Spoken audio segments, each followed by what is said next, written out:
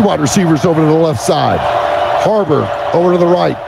Sellers in the pocket. Up in the pocket. Gonna run inside the 20. 10. Lenore Sellers going left side. 5. Touchdown, Carolina. Touchdown. Touchdown, Lenore Sellers. From 20 yards out. The Gamecocks take the lead at Death Valley with 1:08 to go in the ball game. Boom, are you kidding me? I said it gave us more room. Sellers does it again.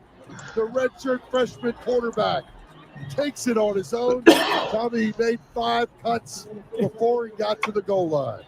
And Todd, it was a pass play, as you will know. It wasn't a draw, guys. It was a pass play, and he read it. Everybody was covered, and then he felt it coming after him on the outside behind him. In other words, that peripheral vision, felt the pressure. Then he broke it through the middle.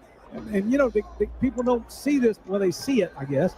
But he's an adept runner in the open field. He'll make you miss in a skinny minute. He did that then. Apologize for stepping on you, yelling and screaming. But stepping on me. Well, whatever. Covering me up. South Carolina 17, Clemson 14. Diesel, final score. We predicted the games. I had an inclination that South Carolina was going to win. However, on Saturday, they waited until the very last second to do so, the last minute, rather. What a game we witnessed on Saturday. Who was stepping on who in that clip? Tommy Suggs. Tommy Suggs. The best. Yes. Good But the best God, part is Todd Ellis said, stepping on me. Come out, covering me up. He didn't step on me. Let's see if I can get the top. Yeah, here we go. Here's the yes. This is the best part. Boom, are you from 20 yards out? The Gamecocks take the lead. It's like the diner scene in When Harry Met Sally. It's so great. Yes. Touchdown, Lenore Sellers. South Carolina, man. Todd Ellis, Tommy Suggs on the call. Just an incredible finish, Diesel, that we're going to start the show with today. Welcome into Wire to Wire. He is Diesel. I'm Cole Bryson, and we are back together after a little bit of a layoff. Hope you all had a very happy Thanksgiving as well as you, Diesel. We are back and better than ever on this Victory Monday for the South Carolina Gamecocks. Boy, you have some takeaways, some thoughts. I have some takeaways and thoughts. But now 2 times in a row, South Carolina has strolled into Death Valley and walked away with a win. And boy, as you know, we all know, Clemson fans everywhere. I've heard from them all weekend long. They don't like to lose, but they especially don't like to lose to the Gamecocks. And now we have the question of who indeed does run the state, Diesel. Yeah, the question is who did it better, Tommy Scruggs or Meg Ryan? Ooh. In When Harry Met Sally. Phenomenal football game. Look, this is one that had ebbs and flows where it looked like South Carolina early was going to make a lot of mistakes and it was going to let Clemson get out ahead. I mean, Clemson was making big-time throws. Cade Klubnik was making big-time throws, and his receivers were catching the ball in contested situations.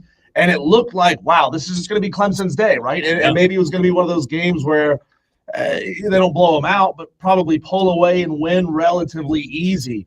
And then, man, this thing was just a flurry of activity. Lenore Sellers did what Lenore Sellers has done all week long or all season long over the past 5, 6, 7 weeks when he has shown his ability to get out of the pocket and get out of bad situations that would bring any other quarterback down. Cole, here's something really interesting. This is Dabo Swinney in his post-game press conference talking about just how impossible it was to bring Lenore Sellers down. He was special. A couple of times we had him.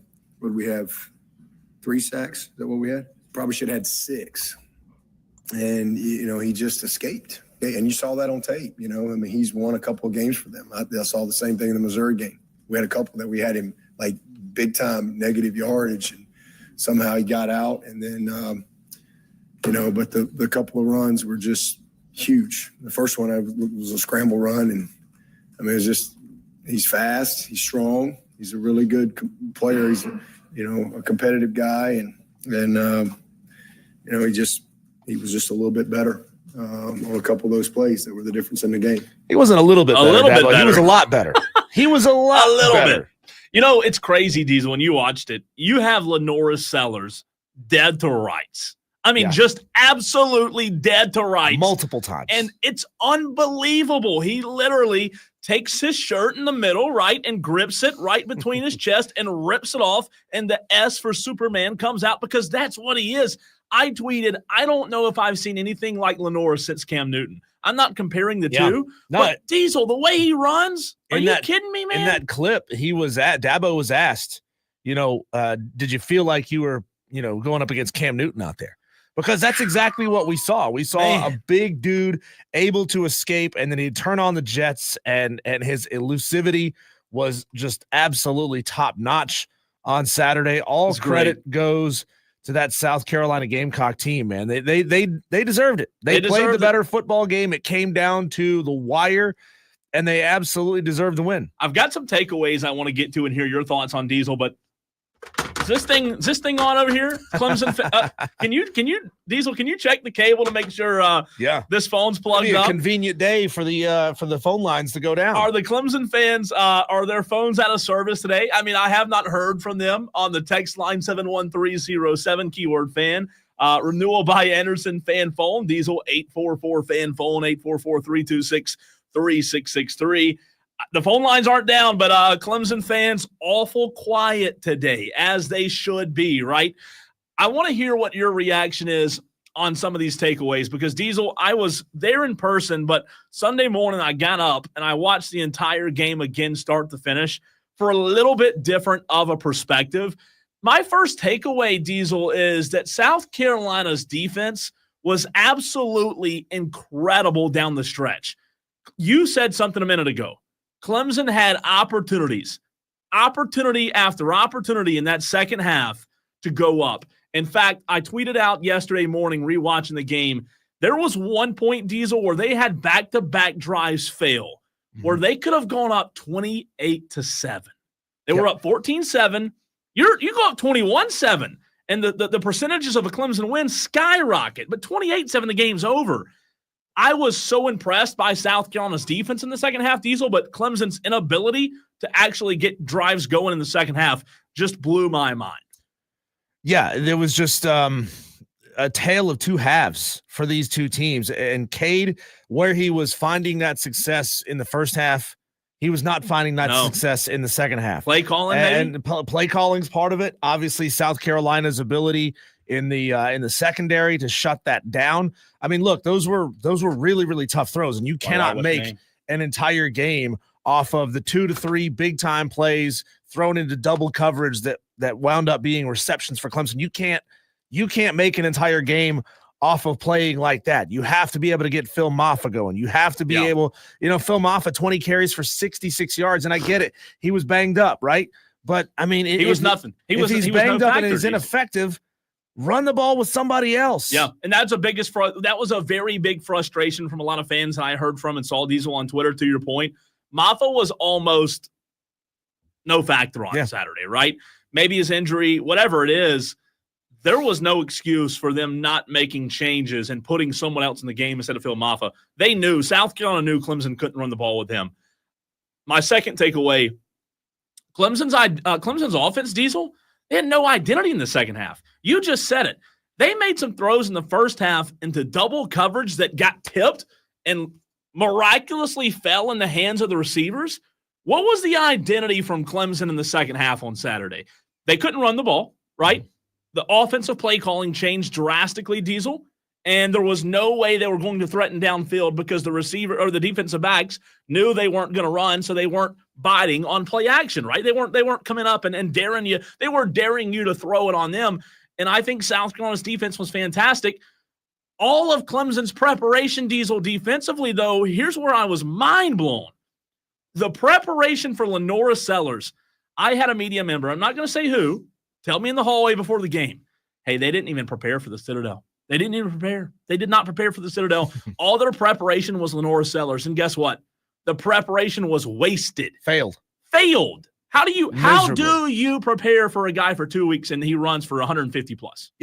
Look, Cole, I was critical many times of Dabo pulling a lot of Clemson starters out in the third quarter and fourth quarter for a lot of games, that stretch of 5 games in a row where they really didn't need them. Let's be real. They didn't need them. So you could certainly argue, it's safer to take them out and let them rest and get depth. You could argue that line of thinking, but the problem is, Cole, these Clemson starters didn't have to play full games. No. They didn't have to play third and fourth quarters very often this year. And it showed. You know why? It shows right there in the box score. South Carolina outscored Clemson 10-0 in the fourth quarter. And that's your ball game right there. That's your ball game right there. Not having the horses that can go an entire 4 quarters of a football game. I agree with you 100%. Guess who was in close games? Guess who was battle tested? South Carolina, right? So that had a lot of the reason to do with why I picked them. I'll tell you this. There's no excuse, Diesel, my 4th takeaway, to win the turnover margin and lose at home. You cannot do that. You cannot win the turnover margin and lose at home. If you went and looked at how many home games over the past 15 years that Clemson's won the turnover margin and lost the game at home, I bet you couldn't find a handful. I bet you couldn't find 5. There's no excuse for that. There's just not. You have to win games at home where you win the turnover margin. And that's not like Dabo Swinney's teams, Diesel. Like pre-NIL, pre-portal when Clemson was on top, if they won the turnover margin, they were going to win the game. Mm-hmm. And they don't. A lot of Tolos texting in 71307. Get your thoughts to us. Start your text with the word fan, and then tell us what you have to say. Also, do us a favor, put your name on the text, right, so that we can shout you out. We can know who it is who's saying what you're saying. Texter says, as weird as it sounds, Clemson lost to Carolina, but still won big because of Syracuse. Yep. Okay, that's bargaining. You have the opportunity to win big because of Syracuse. Okay, so don't Clemson any credit for that whatsoever. Tom says, I told y'all they would run. Don't worry. Tom is calling around 5. Where is Rick? All caps. It's not. Yeah, that was a good all caps. I mean, it's a great text. I didn't read it in Tom's voice very well. Only Tom can do Tom. Only That's Tom, man. Fred S says, I understand that Cam comparison for Sellers, but I think the more accurate one is Steve McNair. Like excited to watch him develop. I like that. Astute Fred. Texter says, oh, come on. This is just a butthurt Clemson fan. So I'm going to preface that, okay? Butthurt Clemson fan. Okay. When he enters the transfer portal in a few months, who will be the new starting quarterback at Carolina? Ooh. Butthurt Clemson fan. Come on, man. You're better than that. Don't go there. Don't go there. Let's have a real conversation. Texter says, Oculus pointed out on X that each of the last 3 Gamecock wins in Clemson all had momentum flipped by a trick play. Interesting, Texter. Let's see here. Texter says, this wasn't runs they drew up for him. He was running for his life. Yeah, Lenore Sellers was running for his life. And you know what Lenore Sellers also did on the ground? He picked up, what did he pick up? He picked up 166 yards, almost triple what Rocket Sanders had with 2 fewer carries. Yeah. 166 to 60. So to the texter's point about those runs not being designed runs, yes, texter, you're right. They're not designed runs. And what does that say? That makes your defense look even worse. Like, that doesn't help your argument. That doesn't help your case at all. It's time to go back to fundamentals and teach somebody how to tackle. You can't arm tackle Lenore Sellers, okay? You can't do that. That doesn't work. Clemson tried. I don't know how many times yesterday morning rewatching the game, I saw defenders Diesel high on his body, 2 arms, arm tackling, just doesn't work. Not against that guy. He runs so different. And you and I have talked about it all year. Yeah, go ahead, finish. No, I was just going to say, he's a linebacker that runs a 4.9. I mean, he's not a quarterback when he takes off running, and that's what makes him so hard to tackle. I think a big part of that is the way that the tackling has been legislated in the game. You can't hit him low. Yeah. You can't hit him high, so you got to try to kind of hit him right there in the middle, and Lenore Sellers is just too big and strong for somebody trying to grab a hold of his shoulder pads. He can shake those kind of tackles off. That's what's happened in the game of football, right? That's how the rules have been changed. JD, real quick, JD asked, where was Sammy Brown in the fourth quarter, Cole? JD, that was one of the biggest complaints I've heard thus far. Again, just like the Georgia game, Diesel, where he got 0 snaps. Sammy Brown, fourth quarter on Saturday, very limited snaps, if at all. JD, there's no explanation. Right there, that alone is a blemish on Wes Goodwin's part that you cannot tolerate. I had a Clemson friend of mine say that right there is a fireable offense. And it almost is. Like, you can't have your best player on the bench, Diesel, in the fourth quarter. And they did. Texter says, Clemsoning, new definition, losing games that could get you in the playoff. Texter says, say all the negative things you want about Clemson, still have one game to the 12-man playoffs. Well, that's because you got lucky. You have an opportunity to get into the playoffs because you got lucky, because Syracuse pulled off the improbable upset against Miami. And we'll get into that later on in the show. Texter says, Clemson beat themselves. What were you watching? Hurricane Jeff says, the Miami Hurricanes gift wrapped a trip to the ACC championship for the Clemson Tigers. The Hurricanes were outcoached and outplayed. Clemson beat themselves.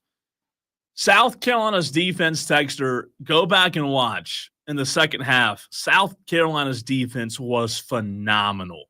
They were really, really good. Did they get home to Klubnik as much as they wanted to? No, but you know why, Texter? It's because Klubnik's throws were bam, bam, bam. I mean, Diesel, you saw it. As soon as he got the ball, you're gone, right? And I'll tell you this. I'll tell you two plays, Diesel, that I think cost them the game on Saturday. This is why I just don't believe in Cade's throwing ability. With his legs, he's phenomenal. He made two really good runs for touchdowns.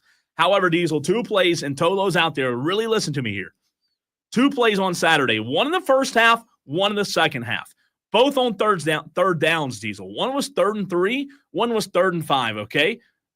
Cade Klubnik on both plays had a slant, one from the left to the right, one from the right to the left. First half was 3rd and 3, second half was 3rd and 5. One that was Antonio Williams in the second half, and I can't remember who the first one was to in the first half, but two different receivers. Both times, the slant to continue the drive and extend the drive, the second half, one that ended up being incomplete, was way more crucial than the first half, Diesel, because they could have went down and scored and put the game away. But both third down slants that were crucial points of the game, guess what? Cade overthrew them. Cade put it too high and too hot, and they were incomplete. So you can blame whoever you want to, but at the end of the day, for me, Lenore Sellers made plays to win the game. Cade Klubnik did not. Very simple. JD makes a very good point here on the stream. He says Gamecocks gave up 0 points off turnovers. Very true. South Carolina fumbled the ball in the first half. Clemson had to punt it right back to him. In the second half, South Carolina fumbled the ball. Clemson fumbled it right back to him. So you're absolutely right. That Clemson was not able to capitalize on the things that you have to capitalize on to win in big time games. In big time, I don't know what it is. Is it strength and conditioning? Is it coaching? Is it Dabo and his mentality? Just he's not putting that dog into these dudes anymore. I'm curious about that. I'm genuinely curious about this. The texter, Cole, we read one of his texts earlier. I'm trying to find exactly where he was. We were talking about Lenore Sellers getting loose. He says Clemson had the right scheme against him. Oh yeah, come on, that's bargaining. That's a great scheme. By the way, great win. That's awesome. That's like saying, hey, if our kicker hadn't missed that kick, we would have won the game. Doesn't matter because he missed the kick. Got two phone calls. Let's start with Dewey, who called in first, and then we're going to Creed and Cowpens. Dewey, you are in Wire to Wire. What's up? Yes, first of all, Rick needs to apologize to Tom, and I hope Tom gives it to them. Secondly, Lane Kiffin can go and jump off a bridge. He has no right talking about the Gamecocks. He's a wham, and he needs to go someplace because what happened, they beat Ole Miss beat them. Ole Miss fell down the tube at the end when South Carolina rose, so he can go someplace else. And the committee. They need to resign because we all know they're not going to give South Carolina any respect because Alabama and Georgia and Ohio State are always going to be there. Oh. Thanks, Dewey. Thank you, Dewey. What was that last thing? What did he do? All right, and then one more before we run to a break. Creed and Cowpens. What's up, Creed? It's hard to follow that thing. That's a hell of a Okay. Question. If I'm just a pure Gamecock fan, Am I rooting for Clemson to win by 20 this week? Is that correct? Maybe so. Yeah, you need it. You need all the resume help that you can get at this point. But is that what helps my resume the most? That they beat SMU by 21, and we said we just beat them, let us in? Is that kind of? No, I think so. I think so. It doesn't matter. Alabama's in no matter what because you put on your resume that you beat the ACC champion by 3. I mean, you got that on your resume. And also at that point, and I don't know what else might happen this weekend. Obviously, these last couple of weeks have been pure chaos. Nothing would happen that would put Clemson back into an at-large discussion. The loser of the ACC championship. But if they go and win the ACC championship game, obviously they're not there to take up an at-large spot. Now, it may behoove South Carolina. It might behoove South Carolina more for Clemson to lose this week because now the loser, which could be SMU, wouldn't also be potentially taking up an at-large spot. And they have a good resume. And they got a good resume. SMU does. Well, but one of those takes up. There's an ACC champion no matter what. I mean, so either SMU or Clemson, one is going to be in. Either one. My thing is they might slip Miami in. If SMU wins, they might slip Miami in. Whereas if Clemson wins, it's a little better for South Carolina because you just beat them. It might help them. You see what I mean? Because one of them's going no matter what. SMU, Clemson, one of those two are going no matter what. I think if SMU wins the game, they're probably the only ACC team that gets in. I don't know that Miami, after just getting demolished, losing 2 of their last 3, I think, down the stretch. I mean, I get that it's an entire body of work, not just what's happened over the past 4 or 5 weeks, but that makes it really hard to say Miami deserves to be in when they're losing to bad football teams versus South Carolina beating good football teams. Yeah, and you're right. Don't get me wrong. Of course it is. If it's what have you done last? Of course, South Carolina has the best argument. But I just guess to me, it's more if Clemson wins by 20, SMU and Miami both go out. It's between South Carolina and Alabama for the last spot. Your only hope is we just beat that great team. I mean, I don't think there is hope. I think the last guy's right. They're going to just say it's Alabama, just like last year. Florida State. Man, they beat the number 13 team by 10 points. They were legitimate. They had their backup quarterback coming back. They were a legitimate team. And the committee said, sorry, we got to put Alabama in. It's just the way it is, And I'm still going to get that this year. Creed, thanks for the call, man. Really good stuff. Hey, Creed. Yeah, He's good right. stuff, Creed. He's right. Yeah, it's going to be interesting. This committee now really is in a tough spot. I mean, trust me, I'm not playing the world's smallest violin for them, but they're in a tough spot because of the chaos that we've seen over the past couple of weeks. At 3:45, we'll go into it of why South Carolina should or shouldn't be in. And speaking of chaos, Cole, we saw it play out not only on the field in between the lines while the clock was rolling, but also when the clock wasn't rolling. What did we see this weekend? The death of sportsmanship in college football, all that craziness that happened. We're going to get into that next on the Fan Upstate.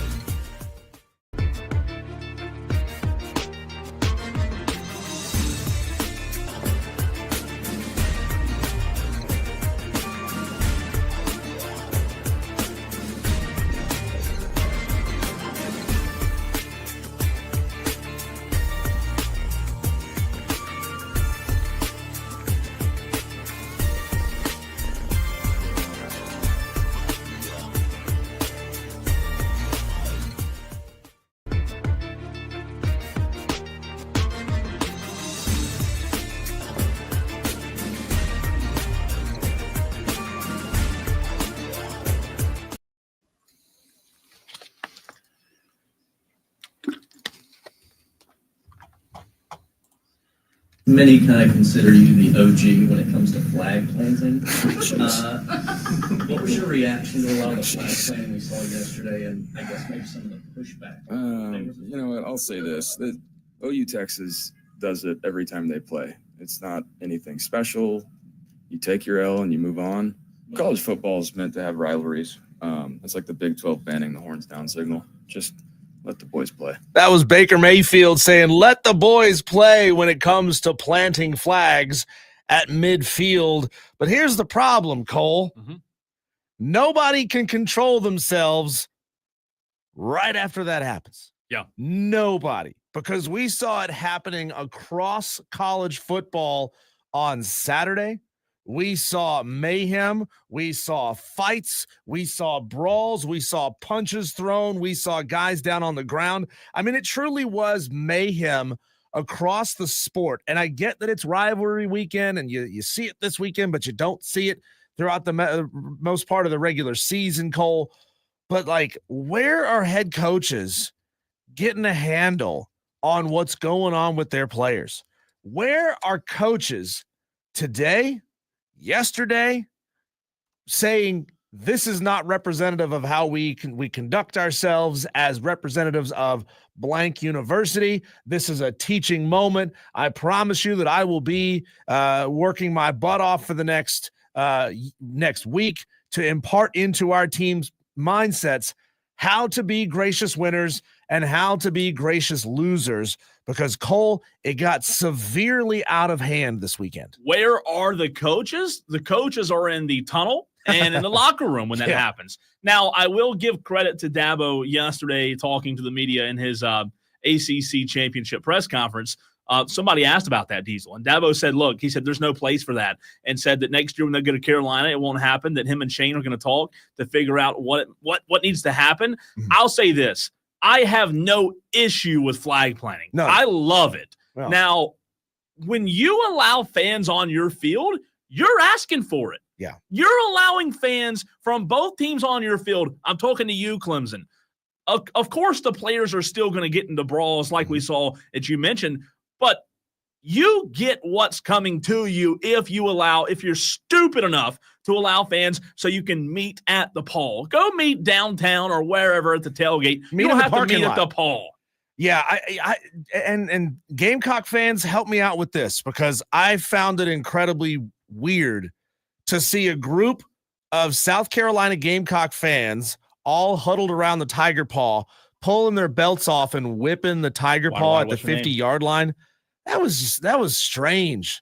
I've never ever seen anything like that. Freaking hilarious. No, I wouldn't say it's freaking hilarious at all, Cole. I wouldn't say that at all, Cole, because look, you've got, number one, you got drunk players, not drunk players. You've got jacked up players, emotional players with helmets and pads on out there, taking those things off and using them as weapons. Now you're allowing potentially intoxicated fans down onto the field, and they're pulling their belts off and they're whipping them around. Last time I checked, Cole, most belts have a big metal block at the end of that belt. That thing's very hard. You whip that around, you could do some damage. You could very much hurt somebody. That didn't happen. That didn't happen in this situation, Cole. But I'm blown away over what we saw at all of these stadiums. I mean, nobody able to handle themselves. Hell, you saw that the Notre Dame player Riley Mills flat out punch a Southern Cal player in the face. Like, yeah, the Southern Cal player had a hold of his leg, and he just turns and wham. You know, he did his best Batman and said, "I'm vengeance," and he punched him right in the face. He did. And I'll tell you this, I don't think there's a place for anything, to your point, that happens after the flag. I don't think flag planting is an issue. It's been going on. Baker Mayfield, you could argue that Mayfield started it, right? Baker Mayfield did it, and now it's becoming the thing you do, right? So how many times it probably comes up once a month on this show about students rushing the field after a big win. It's just what you do now after a big win. Doesn't have to be some 21-point upset at home to be field rush worthy. Kids just do it now, right? It's what they expect to be allowed to do. Expect to be allowed to do every single time they get a win over in a big game. And now we've got the planting of flags. We've got who was it? The Utah player, I think, planted a trident, like stole the Arizona State stole the trident and planted it at midfield. Not one of the coaches was around and saying, no, don't do that. That's not who we are. That's not what we do. The problem is not a damn one of these coaches anywhere in college football has enough respect for their opponents and enough wherewithal to go grab a player by the shoulder pads and say, get your ass on the ground. We don't do that here at this school. So you don't like the flag planting? I don't like it. The problem is what happens afterwards. No, I'm with what you. always inevitably happens afterwards. These two things don't exist in a vacuum, right? Most of the time there's not a brawl without the disrespectful flag planting on the field. So I agree with you 100% that unfortunately, Diesel, you can't have the flag planting without the brawl. I get that. I agree with you there. When you talk about the isolated flag planting versus the brawls, I don't have an issue with the flag planting. My opinion is if you don't want me to plant a flag on your 50-yard line, don't let me come into your house and score more points than you. That's just my opinion. Well, last time I checked, no teams ever go face off and decide to schedule a game so that you can't plant a flag at my 50-yard line. That's what security the other 364 days out of the year is for, to keep somebody from planting that other flag on their field. This is a football game. What are we doing here, Cole? Are we playing a football game or are we playing capture the flag? But again, that's one of the many things with college football that go along with the banter of the sport, right? Luke on Facebook, who's watching the stream, says flag planting is just part of football. No, it isn't, Luke. Anywhere in the rules of football, anywhere in the rule book of football, does it state the losing team is allowed to plant their flag at the 50-yard line of the home team.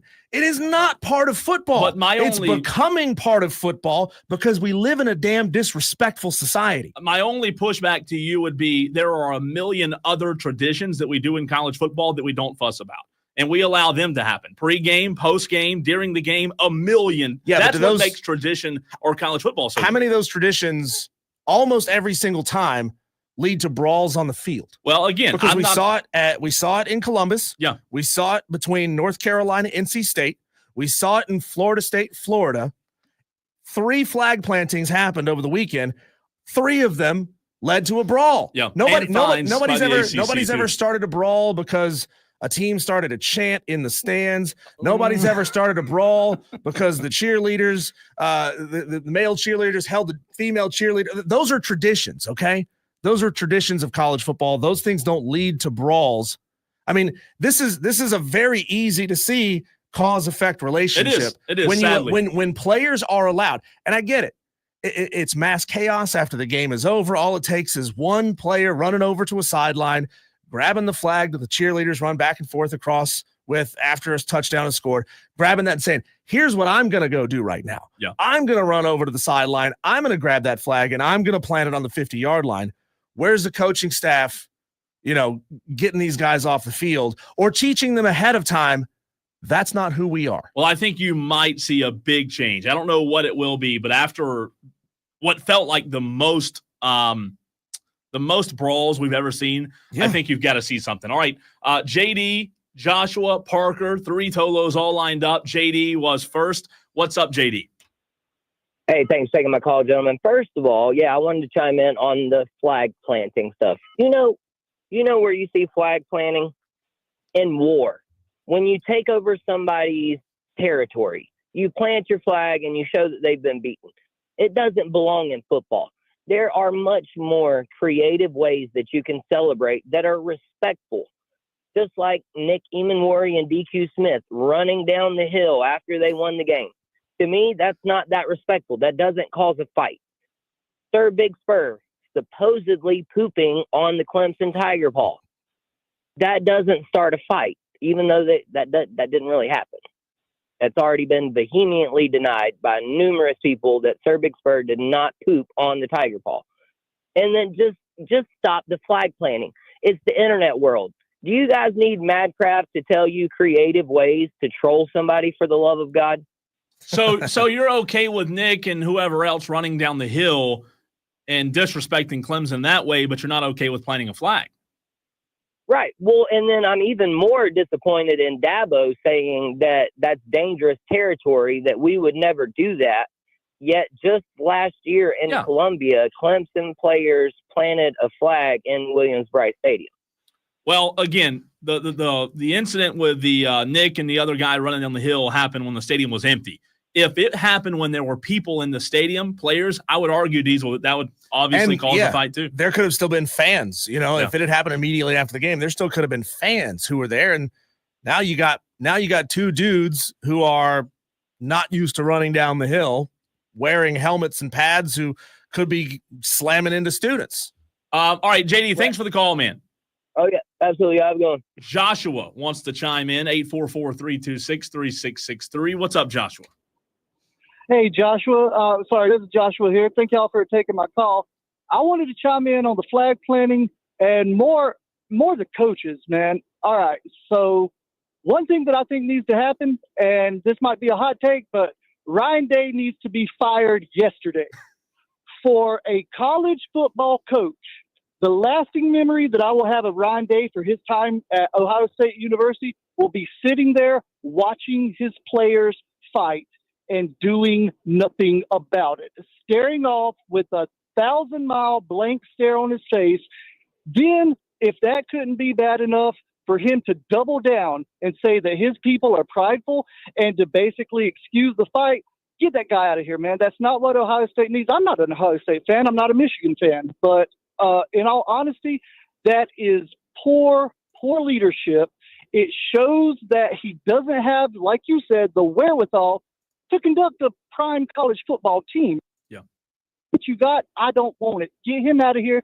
Get somebody with their head on their straight. You need leaders leading these young men. These are 18 to 24, maybe 25 max if they get a couple extra years.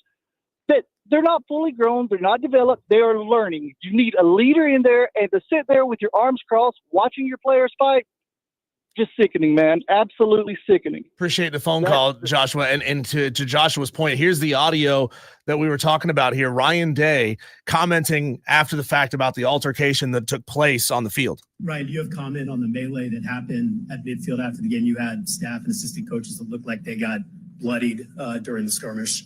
Yeah, I don't know all the details of it, but I know you were right there, Ryan.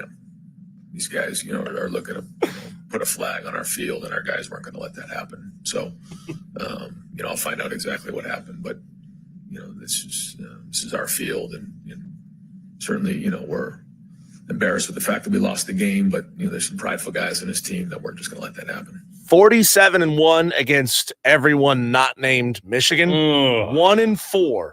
Against the Michigan Wolverines during his tenure. We'll have to get to the other callers on the other side. We're up against the break. We will have the conversation, though, of why South Carolina should be in or out of the college football playoff. That's next.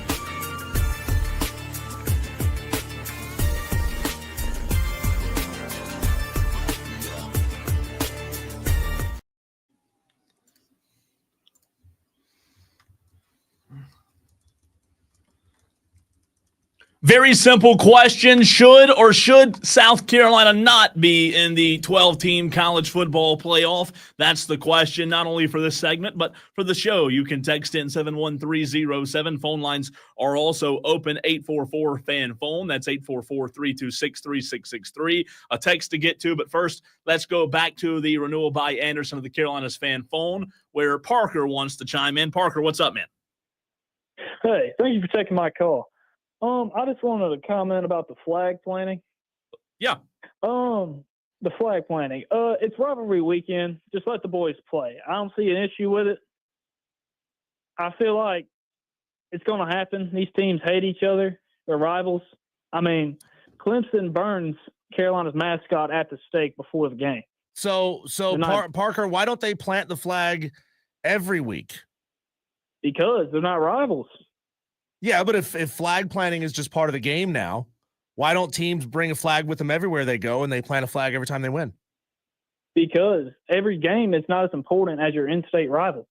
Thanks for the call, Parker. 844-FAN-PHONE. I know I probably am the only one or one of the only ones that agree there, but I don't have an issue with it. Sadly, though, it leads to other incidents as you brought up, Diesel. I like the flag play. I think it's poor coaching. I think it's lack of discipline among the player or players who decide I'm going to run over there and grab that flag and do this, because the planting of the flag, that doesn't bother me that much. It's what always happens afterwards, sure. Which means you have to eliminate the flag planting so that it doesn't turn into a brawl everywhere it happens. Yeah. So here is why, Diesel, I believe South Carolina should be in the college football playoffs. Let me know if you disagree with me, Diesel. Also, the Tolos on the text line 71307. I'll just run down these bullet points that I put down. Combined record of the team South Carolina lost to, Diesel 26-10. Combined record of the teams Alabama lost to, 22-14. Alabama lost to Vandy and Oklahoma, which are not great losses, by the way. South Carolina destroyed both of those teams. Injury matters, right? Injury mattered to the committee last year when they left Florida State out. I think injury should matter this year. And the fact that Lenora Sellers didn't play most of the second half against LSU. South Carolina's won 6 in a row. 4 of those 6 against top 25 teams. They have the number 11 strength of schedule in the country, and they lost to Bama and LSU by a combined 5 points. Do you agree or disagree that the Gamecocks should be in the college football playoff? I agree that they are a very, very good football team right now. And I, for one, if I was a coach leading a team in the playoff, I would be quaking in my boots if I saw that we were matched up with South Carolina in the first game of the playoffs. The problem is, Cole, the whole season has to matter, right? This is not a let's cherry pick the 5 or 6 games that we really like and based our opinion off of that. I understand that it's the last 6 games. I understand that they played big-time opponents in LSU and Alabama close. I understand all of that, and I agree with you on all of that. But you cannot cherry pick the half of the schedule that you like that paints the picture that you want it to paint. The whole season matters, Cole. And again, I'm with you there. I just think that Lenora's plays in that second half against LSU, they win. The committee showed to me last year that injury didn't matter. Yeah, but if Cade throws the ball a little bit higher, it doesn't get picked off, and we're telling a different story. But that's not injury, though. Injury, I think, does play a role in evaluating teams. You talk about those 2 losses to Bama and LSU by a combined 5 points. You're right. They lost the games. Head-to-head does matter. Do I think head-to-head should have the entire say on whether they get in or out? No, but I do think it should be a factor, which I think it is. I just think that when you look at the total body of work, South Carolina's losses aren't as bad as, let's say, Alabama's losses. Again, Bama lost to Vandy and Oklahoma. South Carolina destroyed those 2 teams. Texter says from the 443, tell me 12 teams that are better right now. I know that's not how it works, but dang, the Gamecocks should make the 12th and last spot in the playoff. And I guess that is my opinion on that too, Diesel. If we're truly, we talked about this last week, I believe, if we are truly finding the 12 best teams, can you find 12 better teams in South Carolina? I can't. Right? And I know that other things matter. What'd you say last week? Brands matter, unfortunately, that it shouldn't have as much weight, but you and I can probably both admit that it does have weight. How much weight? I don't know, but it shouldn't have that much weight. Yeah, look, I think South Carolina could do damage in a 12-team playoff. I genuinely do. I think they are right now, over the last 6 weeks, playing at a caliber of football that would see them win a game in the playoff. I genuinely believe that, depending on outside of maybe being matched up against Oregon or Texas, you're probably winning a first-round game against just about anybody in the country. I really, really like where this team is, Cole. But you could say, all right, they lost early because of injury. Well, I could also turn around and say they lost early because of lack of depth of talent, right? Or bad luck. If you want to call it bad luck that Lenore Sellers got hurt and Robbie Ashford went in and he wasn't quite as good, that's bad luck coupled with lack of depth of talent at that position. And almost every school has that lack of depth of talent. There's always a drop-off from QB1 to QB2. I'm not saying that it's fair. It just is what it is. When we come back, Cole, we had a massive weekend in the Wire-to-Wire Upset Picks Challenge, brought to you by Ingles. Some great stats to go over in that challenge, and we'll get you the brand new Top 25 and that coming up next.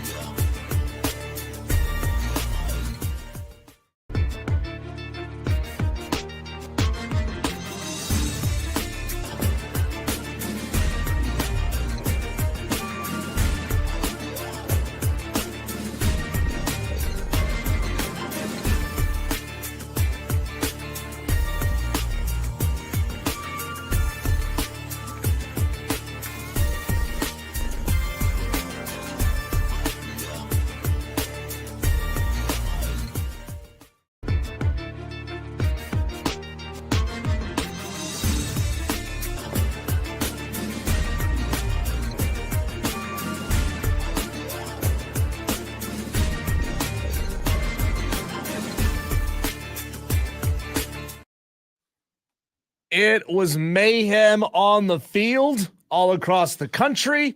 It is mayhem in the Wire to Wire Upset Picks Challenge standings brought to you by Ingles. Cole, why would it be any different, right? Why would it go normal one way and chaos the other way, or vice versa?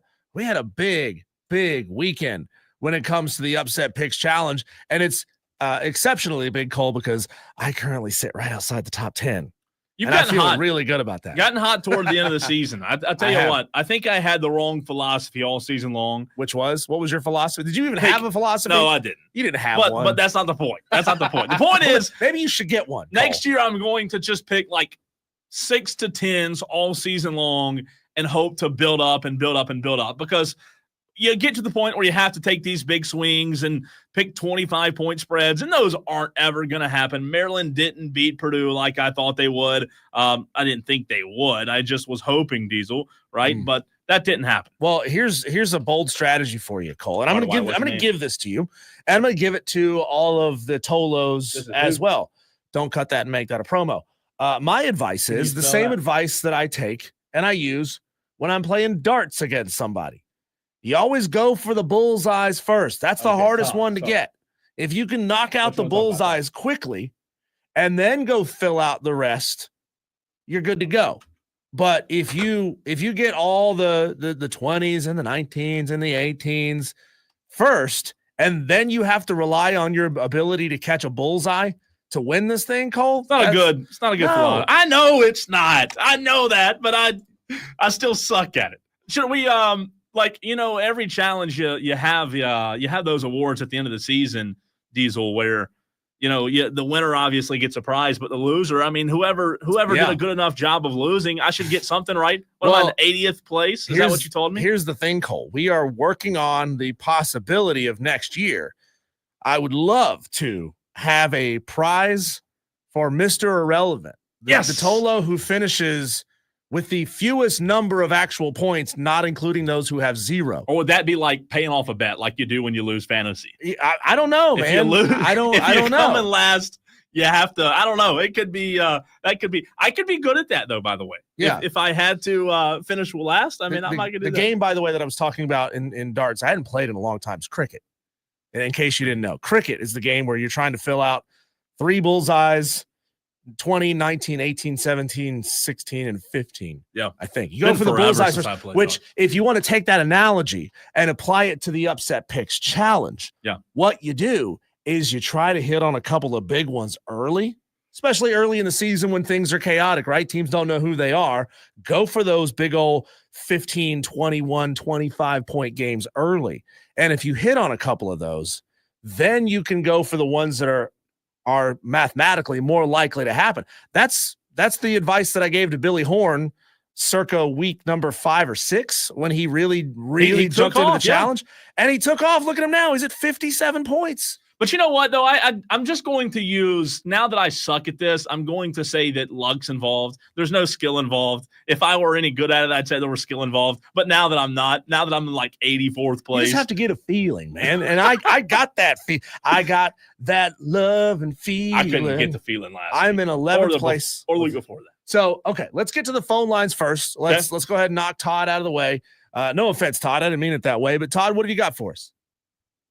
What's happening, Cat Daddy? Hey, Todd. Oh, it's Tallahassee Todd. It's What's that up, Todd. man? Hey, buddy. I'm lovely. Hey, man, look here. I feel you right here. South Carolina should be in. Okay. Yes, they should. The quarterback got hurt. I'm a Florida State fan. We got left out because Jordan Travis he got hurt. I'm pulling for the Gamecocks. It was a heck of a game. I wish we had got what's that guy name? What is the quarterback name? Who? For South Carolina. Robbie Ashford or Lenore Sellers? The backup or the starter? Give me Sellers over DJU. We may have a better team. Well, no crap. DJU's horrible. Todd. Give me Sellers over DJU. Give me Sellers. I think most teams in the country take Sellers over their quarterback. How many quarterbacks in the country right now are better than Lenore? Hey, when did you get promoted to Captain Obvious, Todd? Well, I tell you what, I was at that game, and I enjoyed that game. Hey, Todd, we appreciate you calling in, man. It's always a good time when we hear your voice. All right, brother, man. Have a good one. All right, have a good one, Todd. Yeah, I love Tallahassee Todd. We got drops of Tallahassee Todd in the system. It's a great laugh, by the way. I love playing it. I love hearing from that guy. So here are the current standings. And by the way, Cole, there's probably going to be a handful of upset Tolos because they were not paying attention last week when we were out on vacation, right? We said it Monday many times, Tuesday many times, Wednesday many times. Many times. That we were only accepting entries on Tuesday and Wednesday.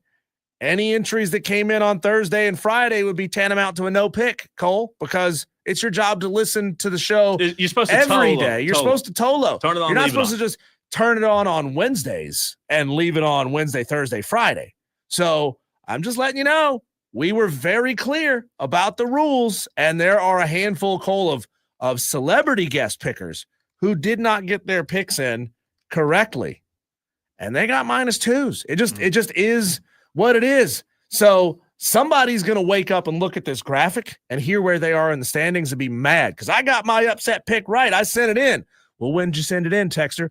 I sent it in on Thursday at 6 o'clock.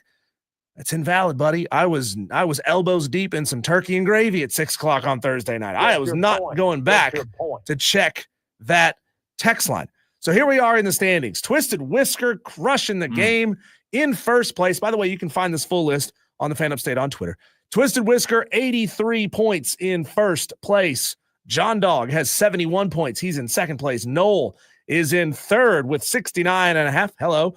Fourth place, Joe D has 61 points. Fifth place, Justin L with 60.5. Clemson Oculus and Billy Horn tied for sixth place with 57.5.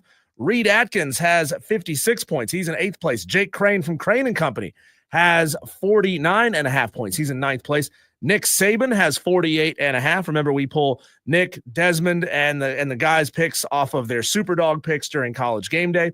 He has 48.5 points. There's a dude who knows a thing or two about football, Cole, by the way. Who? Nick Saban. Never heard of him. Yeah. Never heard of him. And guess who is in 11th place with 47.5 points after hitting on Memphis, getting the upset? That would be me. Wow. My friends. That's impressive. 47.5. It wasn't long ago, Cole, that I only had like 20 points or 15 points in this challenge. And that's why we tell you, Tolos, who fall off towards the end of the season, you're never out of this thing. You can make a big run and get up to the middle of the pack. So here we are going from, I think I was in like 70th place all the way up to 11th place. How about that?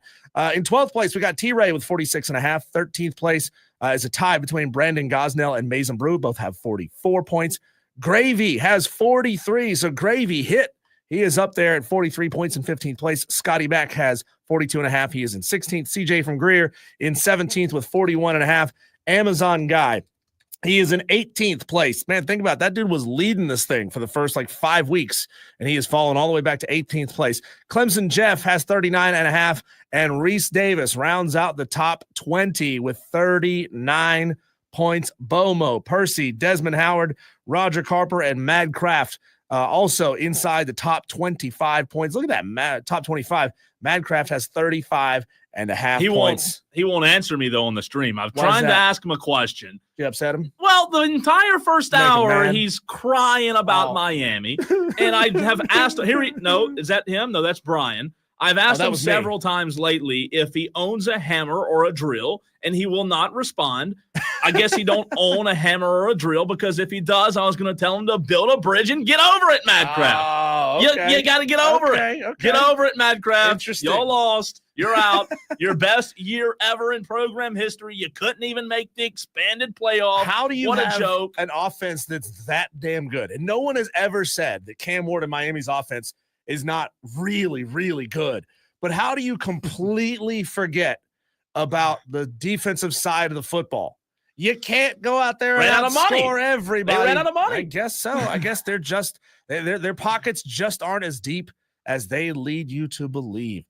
Cole, so this is fantastic work by Dan B, giving us some stats, some stuff to sink our teeth into on the Upset Picks Challenge. We had 42 correct picks last week. That is the most ever, the highest number of correct picks ever in a week. 16 Tolos picked Syracuse to upset Miami. Sorry, Madcraft. 13 Tolos picked Memphis to get the upset. I took Memphis to get the upset.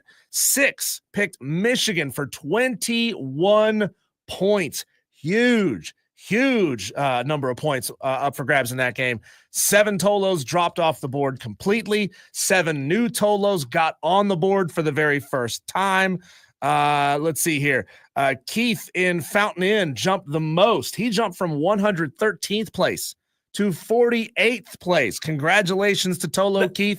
There's no way, man. There's no way. What do you have the game that he picked on, or is that in the archives? I know I'm putting you on the spot, and I'm sorry, but Tolo Keith, for him to jump, because he did text in Diesel on the text line and said, who's in 47th? Tolo Keith and Fountain Inn. He took Michigan over Ohio State. He took Michigan over and Ohio that was State worth how many points? 20 and a half points. Jeez. That was a great DB. Thank you. DB says Michigan. Thank you, DB. That's unbelievable. Hats off to him, man. That was a great pick. Speaking of Dan B, he is officially off the schneid. Dan B is on the board. How about that? What about Hurricane Jeff is as well. Who was one more? Oh, those were the only two. Those were the two that had picked all season long and had gotten a single one correct. Yeesh. And they are finally But Delvin was on the board. Delvin finally got on a few weeks ago. Yeah. He was Delvin's on for the a board. long time too. Yeah, and then there was a Tolo. Who was it? Hurricane Jeff. Yeah. Excuse me. No, it was Dan and Buckeye Mike who had not gotten one correct all season long and finally hit. It was Hurricane Jeff who got on the board for the first time last week. He hadn't gotten a correct pick either to that point in the season, and he has now hit 2 in a row. So how about that, man? Hurricane Jeff, I'm trying to find you on the list and figure out where you are on this thing, but Hurricane Jeff, man, what a huge jump for you. Percy said, by the way, while you're looking for that, wow, I feel good about where I stand considering I didn't start until week 6. Diesel, you and I both chose Memphis, says Percy. Good pick. Good pick, Percy. See, that's what we're talking about. All it takes is getting hot at the right time, and you can make a big-time jump in this challenge. Let's see what Harold in Greenville wants to chime in about. Harold, what's up, man? Oh, just enjoying y'all. Appreciate By the way, I told you Tuesday, for 50 years in that Clemson-Carolina game, all I wanted was one more point, but I got 2 extra. Congratulations, Harold. Listen on this. I need to know where on this upset pick. I picked Syracuse over Miami. How many points was that? Harold, you are sitting in 33rd place overall now with a total of 29.5 points. Okay, so that was 11 points, 11 and a half, right? 10. I believe so, yes. Yeah, sounds right. Yeah, I was 19. Here's the sad state of it. If I hadn't have switched 2 of my picks, one against, I had Stanford 19 and a half, and I was so concerned about the Gamecocks, I took Missouri. And listen, and after that, I wanted Oregon State. Yeah, I remember that. You switched on it last minute, didn't you? I dropped Oregon State and picked up Army against Notre Dame, and just roughly speaking, I should be somewhere in the 50s, close to 60 points, and I've been 5 picks in a row. So how about that, Harold? Listen, I like 6 months of being 80, and God, Ray's still with me. I'm around here next year. I'm gonna make you a prediction. I'm gonna win that thing next year. Wow! Look at you, Harold. Oh my God! I got confidence because I really enjoy it. I mean, and about this other stuff, listen, guys, this is just a dang game. That's right. And people go so out of berserk over a football game. I pull for Carolina. If they win or lose, it don't affect me. They just put beans on the table. I thought you were talking about the upset picks challenge, Harold. Well, that too. Just being a fan, your team won and you enjoyed. That's all I've ever done. I want to point this out for you, Harold. I want you to have a good day. I want you to know this information before you hang up the phone, Harold. You have 3.3 times more points than Cole Bryson has. Yeah, all right. In the Time to get a upset break. challenge. Time to get a break. Oh, and you dropped his break. call. Come Sorry. on. You didn't even let him gloat on you. Sorry. Wow. No. I'm just kidding. Wow. I'm kidding. By the way, Diesel, Tiger Pal Rachel says, my score is not correct. See my post on X for proof, please. So Tiger Pal Rachel will get that information over to Dan B, because Dan is our scientific genius when it comes to the upset pick standings. Tiger Pal Rachel, can you tell us when? I'm asking you this before we get to your text message. When did you send it? You sent your text message in at 4:00 on Tuesday. So your pick should have been valid. So your pick was valid. And we'll make the correction. Did you tag us, Tiger Pal, on X? She tagged the fan upstate. Okay, sweet. Yeah, so I got your text right here, Tiger Pal Rachel. Yes, that is a valid pick. And you said you're taking Syracuse over Miami for 11 points. So there you go, Tiger Pal Rachel. We'll get it fixed. Good to see Ricky Mullinax on the Facebook stream. He is putting about 18 emojis of Spurs up and chickens. Ricky, you ready, man? You excited? You ready to gloat for the next year? You should be. It was a great win Saturday. I'll tell you this, South Carolina fans deserve it. They really do. And I know there are Clemson fans that will never admit that, but Diesel, they deserve it because it was a good game. And you said it in the very first segment. Clemson hasn't been in close games down the stretch. South Carolina has. And for them not to have led the entire game, but come back at the end and finish the way they did, they deserve it. They deserve it. I'm laughing at you and Madcraft going back and forth at each other. Oh, I've been giving them a hard time. I keep asking him. He says, Cole's not bothering me. Cole is a child. Well, what happened was I've asked him for like the last hour who their point guard is, what defense they run on basketball, who their small forward is, who their starting center is, because he needs to learn this information, Diesel, because, it's basketball season for Miami Hurricane fans. So I'm just trying to help Madcraft get ready for basketball seasons. All I'm doing, Madcraft, let me know what kind of defense you guys run. 2-3? You go 3-2? Boxing one? How do you run offensively with that Miami Hurricane offense basketball? Well, you better find out because it's basketball season, man. I'm sorry, but it is. Hurricane Jeff wanted to know what position he's in. He is in 39th place now with 27 points. Congratulations, Hurricane Jeff, making a strong push from the back of the pack. How about that? Madcraft says, tell the truth. I answered your questions. No, you didn't. Not even the hammer and the drill question. He says, don't make me look stupid. Madcraft, we need a call at 5 from you today. How about that? Overreaction Monday. Can we get a Madcraft phone call, you think? What are your what's your lean? Madcraft, he's found the dialer? the gabagools to call in a couple times. Does he like push it and spin it around until it rotates back? Is that how you do it? That's pretty cool. If he's got a rotary phone, that's pretty cool. Cadillac gets in on Twitter and says, I went from 30th to 17th place. That's CJ from Greer. Congratulations to you. I like it. Cadillac 357. All right, David Hood. Always fun to talk to David. Today is going to be maybe my favorite David Hood interview. TigerNet.com. We'll talk Clemson, South Carolina with David next.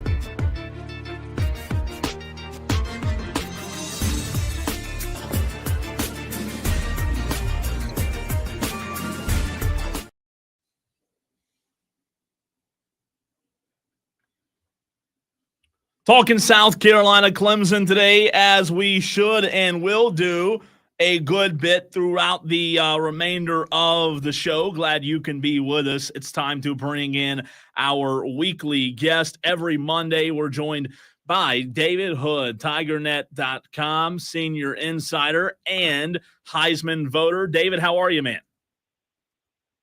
You know what? I am now warm and feeling actually pretty good. It's a beautiful Monday. There's more football to play. Life couldn't get any better. It's a chilly one outside today, so good thing you are warm. David, now that we have had a few days to look back on what was a very interesting game Saturday between Clemson and South Carolina, I'll let you start by just kind of opening the floor. What was your biggest takeaway in the Gamecocks win over Clemson? Well, I mean, look, first of all, you have to tip your hat to Lenore Sellers. That was an incredible effort. He was fun to watch. He kind of put the Gamecocks on his shoulders and won that football game for them.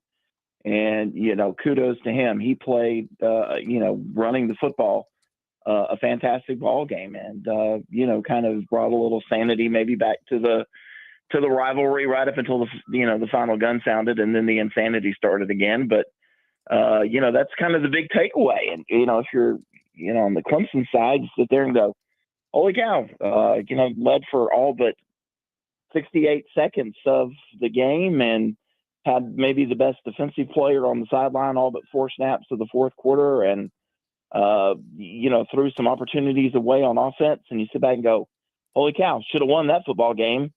But coaching and a few, little mistakes really cost them. Yeah, David, football is a game of adjustments. You do this, the other team does that. Talk about the second half of that football game, and specifically the fourth quarter where South Carolina just shut Clemson down defensively. I mean, Clemson went 4 for 20 rushing the ball in the fourth quarter, 15 plays for 79 yards to South Carolina's 191 in the fourth quarter of that football game. What did you see in your mind? If you want to go a percentage, that's totally fine here. What percentage of what happened in that fourth quarter was on South Carolina's adjustment and Clemson's failure to adjust? I mean, I think it was, you can put it right on both, right down the middle on both. South Carolina, did a good job. I thought Clemson got really predictable, as they sometimes do. And, I think sometimes coaches, you typically want to, do what you call play the sheet. And when South Carolina kicked the field goal, I guess it was, to go down 14-10, I thought to myself, well, if I'm Clemson right here, I'm not running Maffa. I'm going to run a little QB run and kind of mix it up a little bit, go back to that quick game. And it was more, hey, we're going to run right into the teeth of the South Carolina defense. And, some of that just didn't make a whole lot of sense to me. That's why I say, coaching, South Carolina made the good adjustments. And then, you think about it offensively, South Carolina says, okay, if we're running 2 wides and a tight end and a running back, Clemson's got Sammy Brown on the field, we're going to go 3 wides. Clemson inexplicably then takes Sammy Brown off the field and runs some nickel and dime, and Lenore Sellers runs wild. So, South Carolina made the right adjustments, and Clemson obviously didn't. David, I was watching the game again yesterday morning. I thought that Cade Klubnik missed a few opportunities to extend drives that maybe could have put Clemson up 21-7, possibly even 28-7, in the second half. One of the throws was in the first half. One was in the second half. They were both slants from each side of the formation. One was to Antonio Williams, and they were both on third down, funny enough. And Cade just put it hot and high. And those are throws that you're just supposed to make as a veteran quarterback. And I'm just not sure what the disconnect is there. But do you view those 2 plays in particular as big as I did? Yeah, the second one that you're talking about was to Brian Wesco. And if he just kind of, puts a little touch on it, leads him a little bit, that's going to the house. That's not coming back. And he did. He just puts too much on him sometimes. And, that's kind of been his deal since he arrived. He can make some beautiful throws, and then there's other throws. I think about it. You start the season, the regular season, with a throw to the feet of a wide open Maffa. And then you end the regular season with a throw that is tipped to Maffa when you should have been going to the end zone. So kind of how fitting is that the regular season begins that way and it kind of ends that way. David, can you tell us when Clemson football hired Fran Brown? Because that postgame interview on the field with Fran Brown was fantastic for Syracuse after the win. And I understand that he and Dabo had a FaceTime call yesterday. What can you tell us about that call? Well, Fran called out Dabo back during the ACC football kickoff, which was hilarious because everybody knows Dabo's got the basketball court at his house. He told the contractors to do away with the huge garage and turn all of that into a basketball court. And he brings in players and recruits and other coaches and plays in there. I've been in there and played a little bit. It's a lot of fun. And Fran Brown said he understands that Dabo's a hooper and he thinks he could beat him. He thinks he could take him. And, what he doesn't understand about Dabo's a chucker. I mean, that's what Dabo, he's a chucker. And, that's the old Seinfeld episode. So they had already been talking a little bit and Fran Brown knew what was at stake. This is a Syracuse team that, everybody probably thinks about that primetime game against Pitt where they stunk it up. McCord threw all the interceptions, the pick sixes, but they have, kind of quietly been playing well. And all of a sudden you look up and, this is a Syracuse team with a pretty good record and Miami kind of turned into who we thought they might be. They've come away with some escapes, whether you think officials or just been lucky or, I think they've won some games because they've had the best player on the field in Cam Ward. They kind of sunk it up. So Fran Brown calls Dabo Swinney and says, hey, I did it for you. You're in the ACC championship game because of me. And I just think that's great. And I asked Dabo, I said, what did he say to you?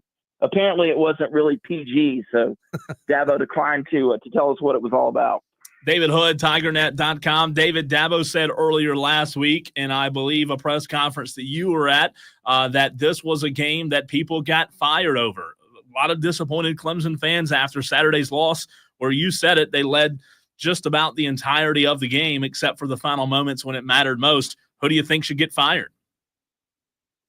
I don't know that you think, who should get fired, but I think what you do at this point is kind of, take a look where were, some of the failures in some of the big games against Louisville, against South Carolina. When you go to coaching cost Clemson, absolutely. You still tip your hat to the opponent, but you think, man, if Clemson had done this or done this, or just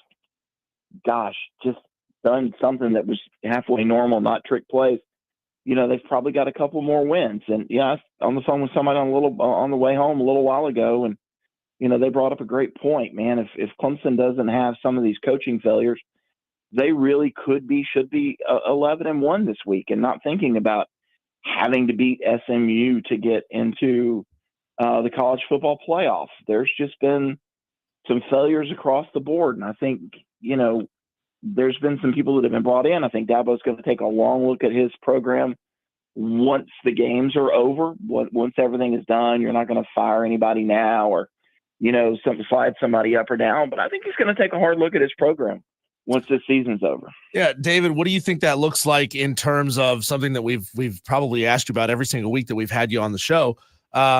When it comes to the transfer portal and the way NIL is used inside the transfer portal, I understand Dabo Swinney has tried to use the portal. They have made offers, but it's not necessarily getting the best of the best players to sign on the dotted line and come to Pickens County, South Carolina. But 0-2 on the season against SEC teams, clearly something has to happen there. In your mind, is this a catalyst that will lead to a more aggressive approach when it comes to those two items?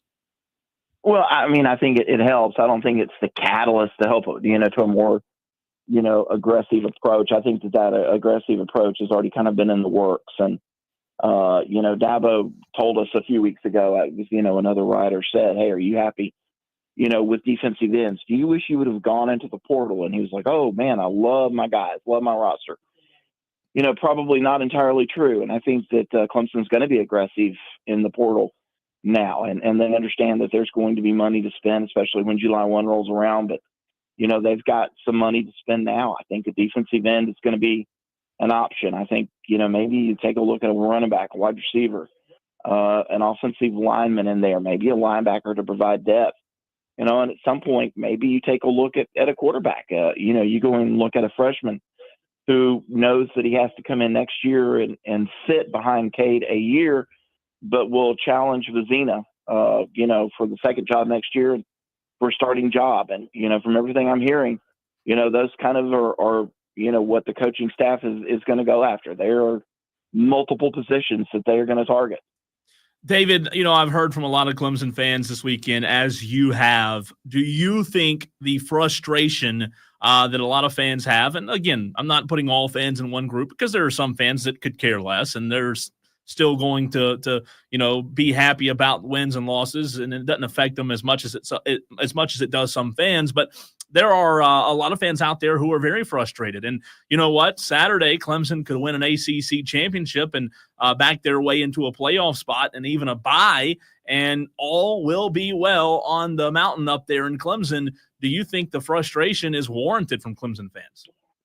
Oh, I think the frustration is very warranted. And, I'm not sure that winning an ACC championship and, getting into the playoff and all that will ease a lot of the frustration, because I think, I had a front row seat for 6 college football playoffs. I had a front row seat for 4 national championship games, for all of these ACC championships. I know what it looks like, and what we see out there every Saturday is not what that looks like. It is not. And winning an ACC championship Saturday would not change that. There's got to be some systemic changes within the program. There's got to be some other changes.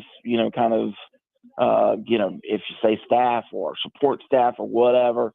And I think if you know what it looks like, you understand this isn't it. And, you take a look at that game Saturday, and I went back like you did, and I watched it, and I go, man, Clemson's got dudes all over the field. Sammy Brown, Peter Woods, Avion Terrell, Ashton Hampton, Antonio Williams, Bryant Westcott, TJ Moore, Kay Klubnik. Dudes all over the field. South Carolina have those kind of dudes everywhere. They had Lenore Sellers. I like Bam Knight. I like Kyle Kennard. They've got pieces. But this is a Clemson team that should be a lot better. They should be better than their rival. They should be better than Louisville. They shouldn't have to struggle like they did against Georgia. So, I think Clemson fans have every right to be frustrated.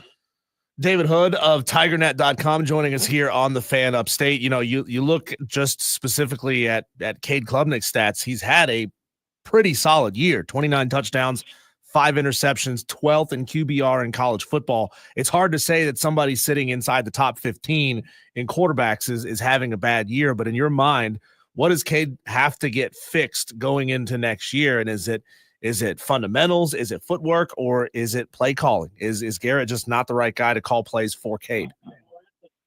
Yeah, I think he's got to mature a little bit more. There's no doubt about it. I think on that play Saturday, the final one, that route is probably part of that play's package, but he's too old of a quarterback to know that he can take the check down there, because you're running out of timeouts, you're running out of time. You'd rather take a shot at the end zone, and that check down, that's not it. That's not the play that you want. So he has responded every time he's been challenged. He got a lot better this year from last year, and you have to hope that he takes that kind of next step forward in this offseason. David, Saturday, whether it goes well or not well, will dictate how a lot of fans, have a taste in their mouth to end the season. But let's say Clemson does win an ACC championship. How do you view the season? Because there are media members out there who cover Clemson on a daily basis that have already said this was a special season. Based on what could happen Saturday, is this a special season in your eyes? Well, look, anytime if you can win an ACC championship, you make the college football playoff. That was kind of the goal, right? So absolutely, you call it special, and and then you kind of go, like I said earlier too, but that there's still work to be done to become one of those teams, to where you look like an Oregon, to where you look like an Ohio State, to where you look like a Texas or a Georgia. Still work to be done. Yeah, absolutely. If you get into the playoff, it's a good year. It's a special year, and you kind of count your blessings and go from there. He is David Hood of TigerNet.com. David, as always, we appreciate your insight, and again, I hope you've got your bones nice and warmed up, because I'm sure it was a little chilly sitting outside in that open air press box, which is it's such a unique thing that Clemson has, and those who have never been in a press box, they don't know how neutered it feels being behind the glass versus out in front of the glass. It really is a special thing that Clemson has there. We appreciate your time. Hey, anytime. It's going to be cold Saturday too, so I'm looking forward to that. Yeah, it is. It's going to be cold Saturday. Hey, thanks, David. Always great stuff. Like you said, Diesel, I obviously ran out of time. Didn't get to hear David's thoughts on SMU, but now all eyes turn to SMU. And look, I disagree with him. I don't think it's a special season. I don't. I don't think a special season is backdooring your way into a conference championship in the worst conference there is. And again, I'm not trying to be disrespectful, but I don't agree. And you know what? I love David. I respect his work. I think he's the best out there at what he does, but you're not going to agree on everything. I just don't consider this season special for Clemson. Yeah, it's number one, you can see the slow descent, the slow drop off. In years past, you expected to be in and you were disappointed if you didn't. What happens? Why are more Clemson media outlets not upset of the way this season has gone? And is it wait until the end of the year, hold your thoughts until the final whistle blows, and then you make your decision on what the season is? I mean, look, Clemson's not going to they're not going to cut David Hood's credentials. They don't do that, right? We've been very critical of Clemson on this show, and they've never once denied us a credential request if we've gotten it in properly and on time. I think some media certainly jumps to the negative immediately, and that's what they build their stake on. Some media goes all positive all the time, and neither approach is the right approach. Neither approach is the best approach. The negative almost always gets the most interactions. Yeah, that's for sure. But there's going to be a dwindling number of Clemson fans who want to hear the all positive rainbow takes. They are. And again, I've said it a million times. If you want to hear that, they're out there. I'm not going to be that guy, but those media members are out there. You know where they are. I'm not pumping you up sunshine and rainbows all the time. Real quick, before we run to a break, Kev wants to chime in. What's up, Kev? What's up, fellas? Kev, how are you, pal? Oh, man, having a good day, man. Just chilling. But, hey, man, this they can't think it's a special season. There's no way. Thank you. They done had too many special seasons to make this a special season. Like, this is, I mean, you could have a rebounding season if that's what you want to call it, but at the same time, they didn't play nobody that's really good. Say man. Good. Like Saturday, to me, South Carolina played down to Clemson. South Carolina should have won this thing by 21. I think anyway. They had the chances to do it, but South Carolina's like, when I think about South Carolina, they got thorns. Everybody's got thorns, but do you let your thorns show? If you know what I mean. Like, some people don't like to play physical football. South Carolina has played how they played over the past few years. They played good this year, but the thorns is the penalty. The thorns is getting an interception and getting a bad penalty, just something like that. But Clemson's thorns is they're just not that good this year. And now they backdoored their way into the playoffs, and I don't know what SMU like. Real talk, I didn't even know SMU was in the ACC until like the last few weeks. I really didn't. But looking at it, you let a new team come to your conference and punk you in your own conference, and now they're the champions of one side. That can't happen either. Kevin, that's happened in the Big Ten and in the SEC as well.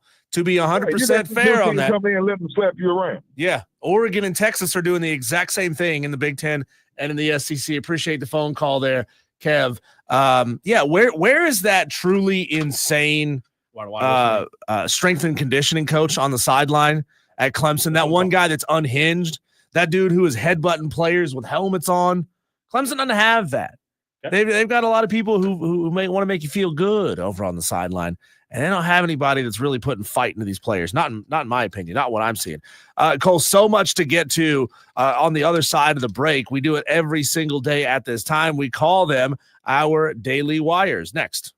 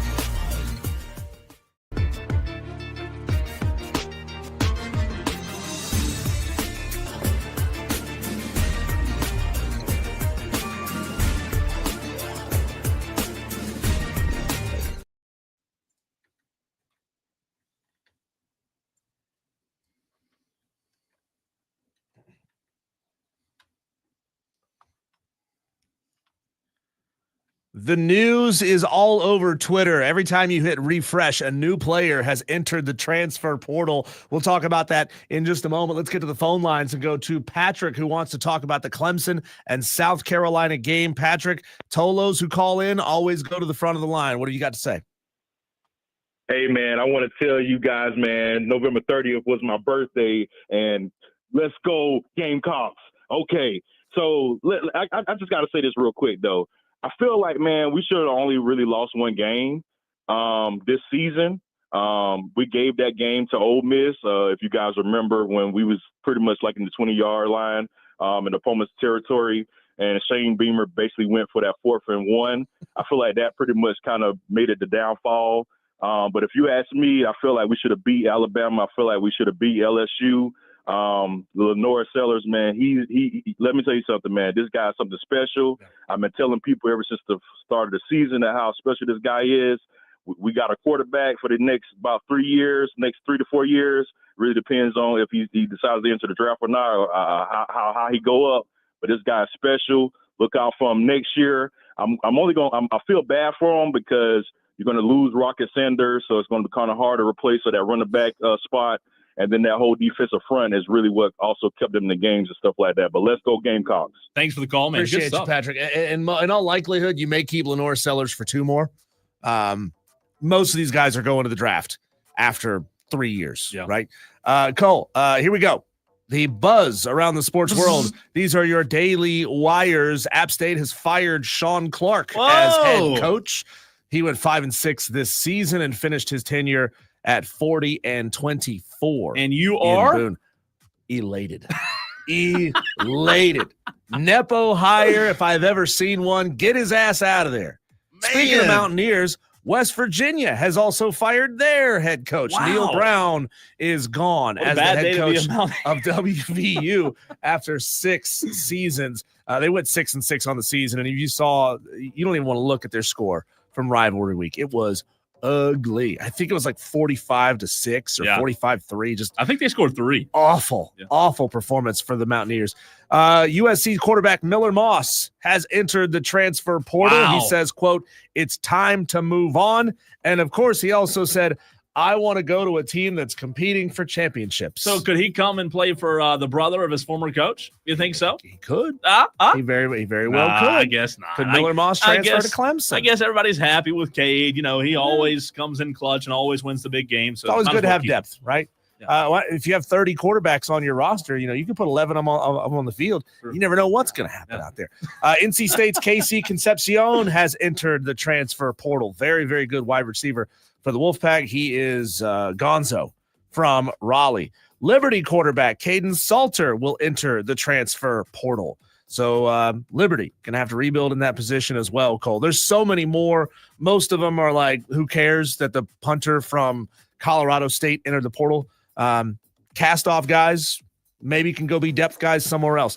Nebraska football defensive coordinator Tony White is set to join the Florida State Seminoles staff, along with D-line coach Terrence Knighton. Nebraska's defense ranked 19th in college football this year, averaging just 5.4 yards per play given up. UNC and NC State have been fined by the ACC after the regular season finale, where the Wolfpack won 35-30. An NC State player tried to plant the flag.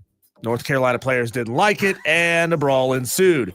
Let's see here. The Big Ten has fined Michigan and Ohio State $100,000 each for their incident in Columbus after the planting of the flag, the brawl. It's still wild, Cole. We didn't even mention the fact that pepper spray was brought out. Mace was brought out to separate those players in Columbus. It got real bad up there. There was a pregame brawl between Virginia Tech and Virginia. The ACC, by the way, has said that all 4 schools violated the league's sportsmanship policy, releasing the statement, quote, "The unsportsmanlike behavior that was displayed is unacceptable and tarnishes the passionate on-field play between these institutions. The funds from the imposed institutional fines, which are the maximum allowed by the league's bylaws, will be placed into the Weaver James Corrigan Swafford Postgraduate Scholarship account." So fines levied. We don't know what those fines are. It's in the bylaws. And they're going to go to a postgraduate scholarship account. Congratulations to whoever gets that money, Cole. Early signing day for high school football recruits starts Wednesday. It's not really early signing day. It's more early signing window. Wednesday, Thursday, Friday is when high school recruits can start to sign. The portal will open for business officially on Monday, December 9th and close December 28th. Furman fell to the number 1 Kansas Jayhawks in men's basketball on Saturday. The Jayhawks put together a 30-9 run at the end of the first half, bleeding into the second half to pull away in an 86-51 win. Tough weekend for UConn, who went 0-3 at the Maui Invitational and almost fell outside of the top 25. Trevor Lawrence took a vicious hit from Texans linebacker Azeez Al-Shahir, which caused Trevor to suffer a concussion, and we saw the fencing in his fingers that we saw with Tua. Azeez says he didn't see him sliding until it was too late and issued a lengthy apology on Twitter. Yep. And finally, Missouri junior wide receiver Luther Burden III will skip the team's bowl game and enter the NFL draft. Shane Barrett on the YouTube stream says Holden Griner, quarterback, Auburn, transferring. Interested to see where he lands. Shane, good to hear from you in Tuscaloosa, right? Listening from watching on the YouTube stream from the Big T-Town. Appreciate you, Tolos, and it is a big segment we do on Mondays during football season. Coming up next, Overreaction Monday. I cannot wait for this. This will be a lot of fun. Diesel and I overreact with you next.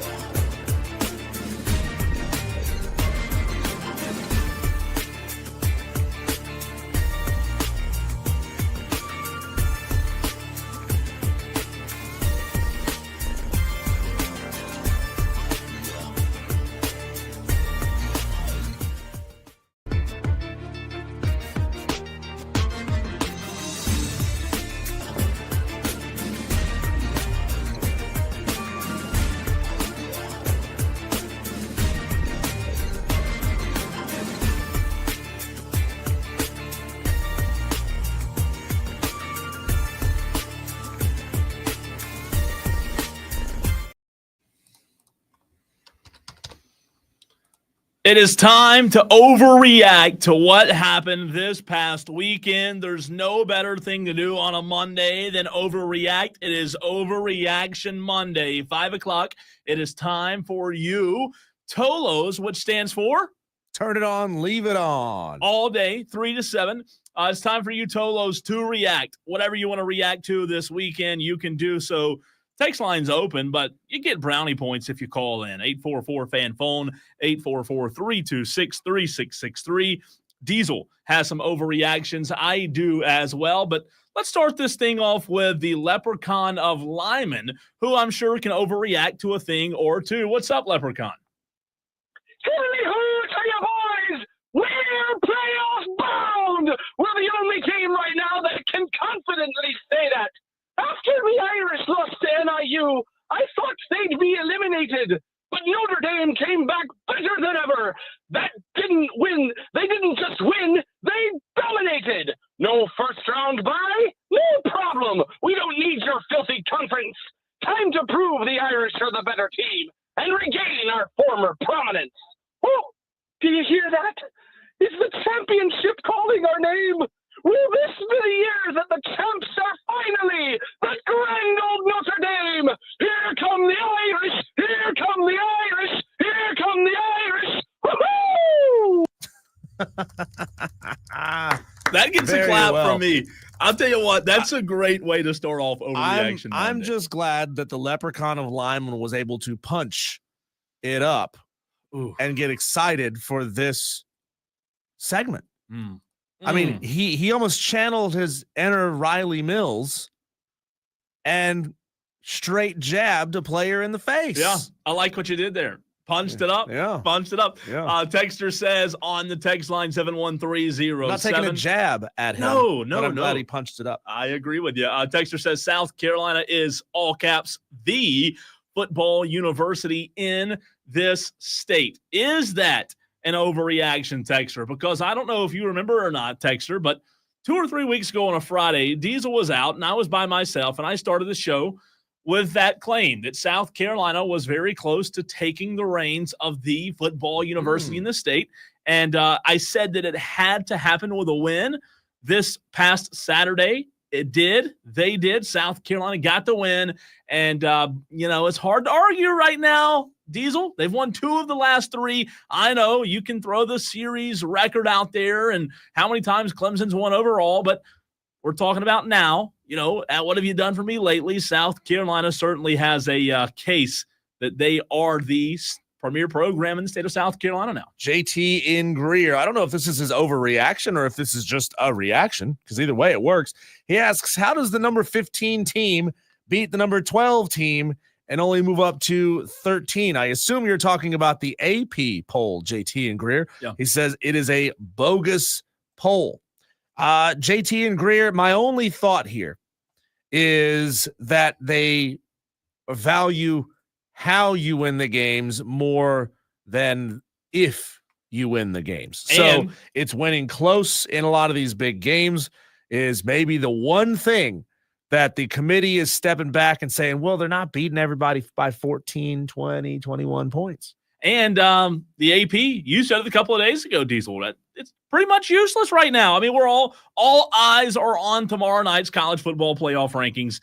And I would imagine, Diesel, that you and I will talk about that tomorrow. But I'll let you go first while I get to the phones with your first overreaction on this Overreaction Monday. Overreaction number 1 for me, Cole, is that Clemson better win the ACC championship game or Dabo Swinney will be officially ramped up to hot seat level 6. Ooh, I like that. If he doesn't win this game. Hot seat level 6. You can't have 2 years in a row where you don't make the playoff.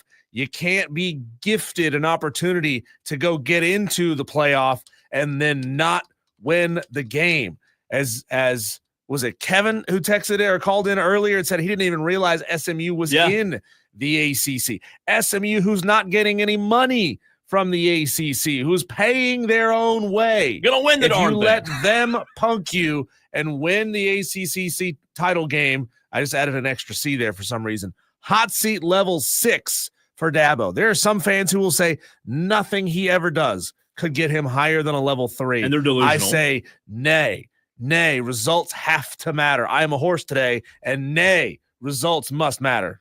No, I like that. There are, unfortunately, Diesel, there are a lot of fans out there who, like you said, regardless of how many games Clemson loses, will never, ever, ever side with you and I when we say that, there's got to be changes. We're not calling for Dabo Swinney's job, but there is no standard right now. The standard, let me just say this way, best is not the standard right now at Clemson. More of a suggestion. Well, it is, and sometimes they hit that, sometimes they don't.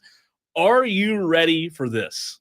Can we get a drum roll? Is it Tom? Ladies and gentlemen, this one might be pretty epic. Hit the record button, because here we go. Hit the screen, record. This man called for South Carolina to get 9 wins, Diesel, way back when, and I believe he is now correct. Tom in Somerville, you have the floor. What's up, guys? Hey, how about them Gamecocks? Hey, and the game did not go as I had hoped for in the stance of a blowout. But anytime you can beat the little kitty cat, it's a win. And great show so far today, guys. I mean, Cole, y'all been spot on all year about Clemson. But I'll say this, I've actually gotten to listen to a lot of the show today. And I'm still waiting to hear from Rick. We have not heard from Rick. And I'm just wondering if we need to send out a missing persons report, if I need to go look for him, because, all hands on deck, I will help you find Rick. All last week he was running his mouth, and, we haven't heard from him. So I just hope Rick's okay.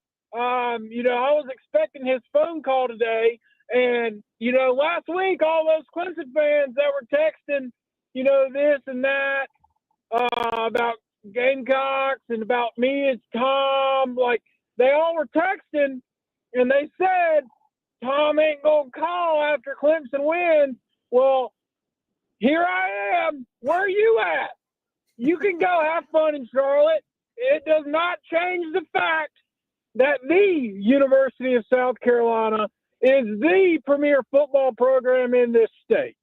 And if you have a problem with that, well, you have to wait 363 days to prove that again. And I'll say this about the flag planting. Clemson did it last year. They've done it time and time again. If you have a problem with the flag planting, then beat the Gamecocks. If you lose to the Gamecocks at home like you've done the last 2 times, you have no right to complain about us celebrating on your field. So, with that being said, the Gamecocks are the better football program. They're the better football team. Shane Beamer's the better coach. 17-14. Thanks, Tom. Great stuff. Appreciate you, Tom. Really good stuff. Congratulations on that. Congratulations on the win. He's fired up. He should be. Tom called it, man. He called it early in the season. Diesel, I will give my first overreaction and keep it South Carolina Clemson here. Cade Klubnik does not have the it factor it takes to win big games. That's my overreaction. Earlier in the show, I believe it was when we were talking to David Hood, Diesel, you brought up his stat line. And he's had a good season, right? He's had a season that's worthy of being considered a really good season statistically. However, I will say my first overreaction is while he has had a very good season statistically, Diesel, he does not have the it factor it takes to win the big games. I know you'll say, Cole, he ran a big one in against Pitt to win the game. Well, guess what? With his legs, he makes big plays. But what is the last time in your memory that you can think of, or when's the last time you can think of Cade making a big throw to win a big game? It hasn't happened, so that's my first overreaction. It's kind of like that saying, you say a team can move the ball between the 20s, but you get into the red zone, and all of a sudden they stymie out. Yeah, that's kind of who Cade Klubnik is turning into as a quarterback, right? He can between the 20s is playing the mediocre weak ACC schedule and playing the non-conference schedule. But when you get into the red zone, which is playing powerful teams out of other conferences, he kind of stymies up.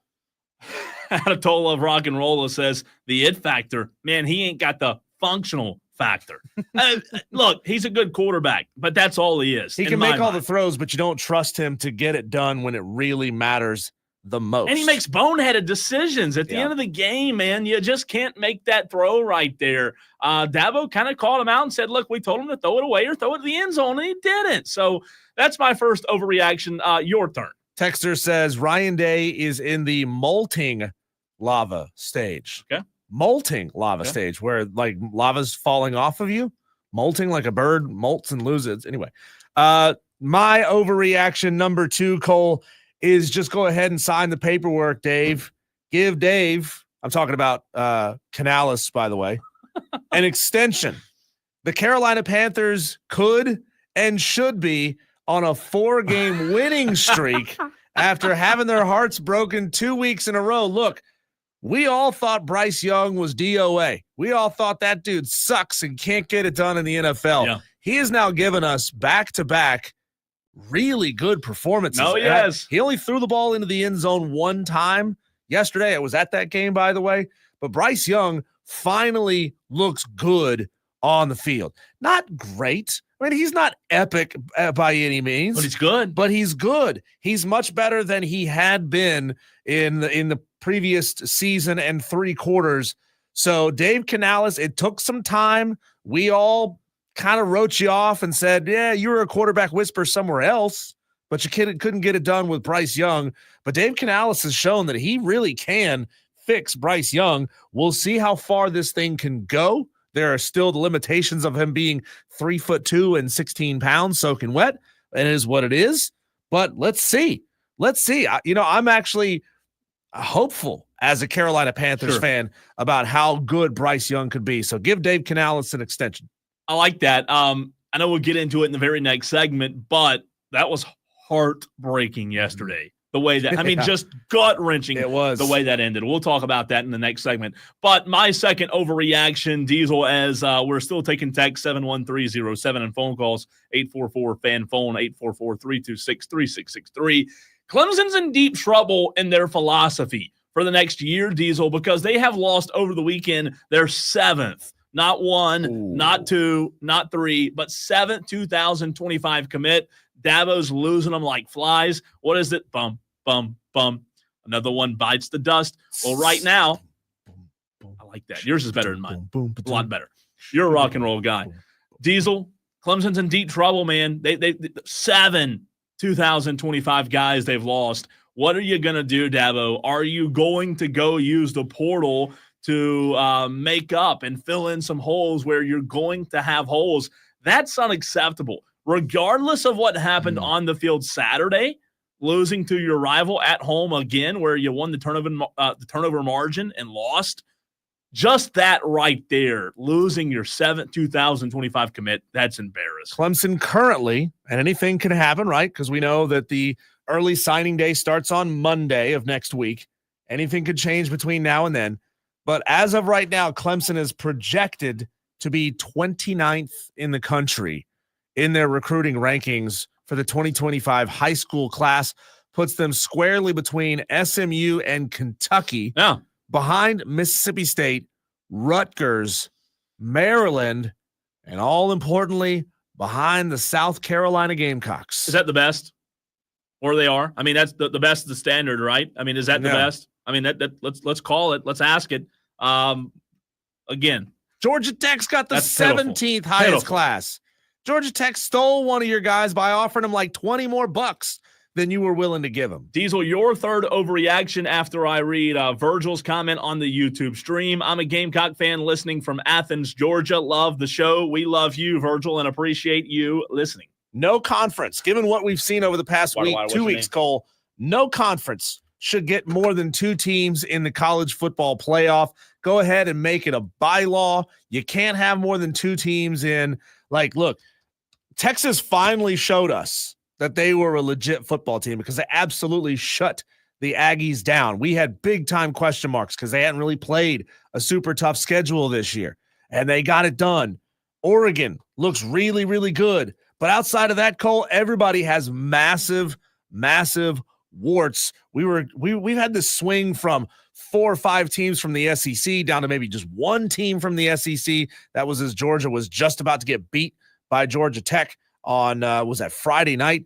But look, nobody is head and shoulders above anybody this year. Georgia, expected to be one of the best teams in that conference, was number 7 at the time and had to fight through 5 overtimes to beat those nerds down in Atlanta and Georgia Tech. 8. And you had to have the referees cheat for you. I mean, the fix was in Athens in that game. And we looked at Georgia as having beaten multiple top 25 teams and having one of the strongest resumes despite their losses. And they almost got beat at home by Georgia Tech. They were getting absolutely punked through the first 3 quarters of that game. And everybody on that Georgia team roster looked awful in that game, including Carson Beck. My third overreaction and last one before we go to the phones, Diesel. Lenora Sellers is the best quarterback in the country. Does he have the best arm talent? No, but what he offers week in and week out with his ability to make the throws as well as his uncanny ability to absolutely take off and run like a linebacker coming at you downhill, a freight train is what I call it. He's the best right now. In my opinion, that's an overreaction. Obviously, you take overreactions how you want to interpret them, but the way he's playing right now, the way he runs the football, oh my word. You don't have to have the best arm talent in the country. You just have to be pretty good. And you know what you have to do? You have to win. Yeah. Like they're winning 6 in a row. He is as elite as it gets when it comes to scrambling and running and using his legs. Yeah. Right? It's good. He's really, really good at that. As long as he's pretty good at throwing the football, that's all that they need to do. Yeah. That's all they need to do. They use the pass to set up the run and let him bust it open and go pick up 20 yards of play. And Rocket Sanders, man, they're going to miss him. He's so good. Yeah, they are. I mean, South Carolina, I don't know where they are or where they think they might be with their recruiting class this year with the running backs they already have on the roster. They may go get another guy out of the transfer portal. I don't want any team to become a team where they feel like every year their main strategy, their number one goal is to go get a player at this certain position out of the portal. It kind of becomes that, right? You keep going to the portal and getting running backs. Guess what? Not a lot of high school running backs want to come to you because they feel like they're going to be replaced. True. Or have their playing time cut because they're just going to go get somebody out of the portal. All right, let's go to the phones. We have time for one more call. Johnny wants to weigh in and overreact. 844-326-3663. Johnny, it's your turn to overreact. All right, I got 2 things quickly here. I keep hearing the standard at Clemson. First off, Clemson can't fire Dabo because, one, he created the standard. Before him, this would be considered, even losing to South Carolina, going 9-3 and going to the ACC championship, would be a miracle season under Tommy Bowden. So there is never really been, other than with Dabo Swinney, a championship standard with Clemson. So Clemson fans, get off your high horse. That standard has only been around about a decade, and y'all aren't a blue blood championship dynasty where y'all should expect championships every year. The only reason it happened is because you had 2 miracles in Deshaun Watson and Trevor Lawrence. Period. And my overreaction is that I have a running theory with Dabo Swinney and the Clemson Tigers. If Dabo Swinney, when he was an interim coach with Clemson, if he would not have beaten Spurrier that year in the rivalry game, he would have never been the head coach of Clemson, and Clemson would not have a national championship. Interesting. Yep. Interesting. I like those 2, Johnny. I like them a lot. Like Congratulations to your Gamecocks on Saturday, Johnny. Really good stuff. Cole, here's my last one for you. Okay. I actually really like the college football playoff overtime rules. Ooh. I like that we saw it play out the way that it did in Georgia Tech versus Georgia. Mm-hmm. Overtimes can take way too long if you're doing a possession in perpetuity. I like the fact that they give them an opportunity to end it the old-fashioned way in one overtime. Okay. And then after that, the rules change, and that we were able to get this thing over with relatively quickly. I mean, the entire country was watching it. Everybody was tweeting about it. It's one play, winner take all, do or die. Let's see if the other team can match what we just did. I think it's absolutely fascinating. A lot of people hate it, but that's my overreaction. I really like it. I really do. No, I'm with you. I enjoyed that a lot. What was it, 8 overtimes? Texter says, overreaction. Bryce is no longer the reason the Panthers lose. Let's see. West Virginia fan says, West Virginia WVU athletic director will pick the right football coach, and West Virginia will be in the Big 12 championship game next year. Okay, Brian Kelly. Texter says Clemson will do none of this NIL stuff. Instead, they'll double down and recruit everyone from Daniel High. Texter from the 205. Here's an overreaction for you. If Auburn doesn't win 8 games next year, do they hire Rhett Lashley or Kenny Dillingham to replace Hugh Freeze? That's a good one. It's a good question. I think next year is the year, like it's make or break for Hugh Freeze. I don't think it was a good hire. I've said it multiple times, but I think that we'll find out just how good Hugh Freeze is with the recruits he has coming in next year, 2025. Madcraft on the stream. That's how I know Madcraft is hitting the bottle already. He says, broken record, Diesel, about the Georgia talk. The hell are you even talking about, Madcraft? I've mentioned Georgia once today in the show. Madcraft. Literal minutes ago in a different context.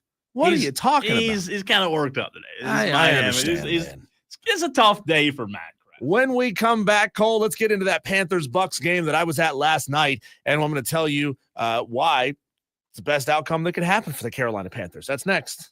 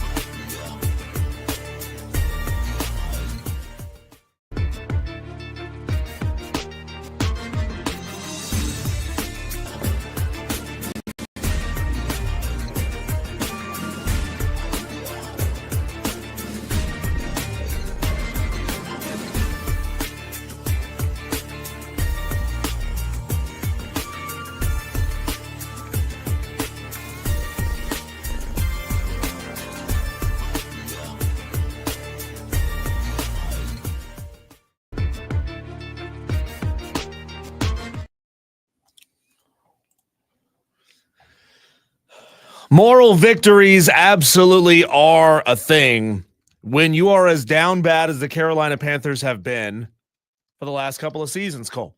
And what happened last night against the Tampa Bay Buccaneers, while it is heartbreaking to be a Panther fan and to have been in the stadium watching it happen live before our eyes, standing about 5 rows behind a crop of Buccaneer fans, it's actually the best thing that's ever happened for the Carolina Panthers. I like it. It's the best thing that could happen for the Carolina Panthers right now, Cole.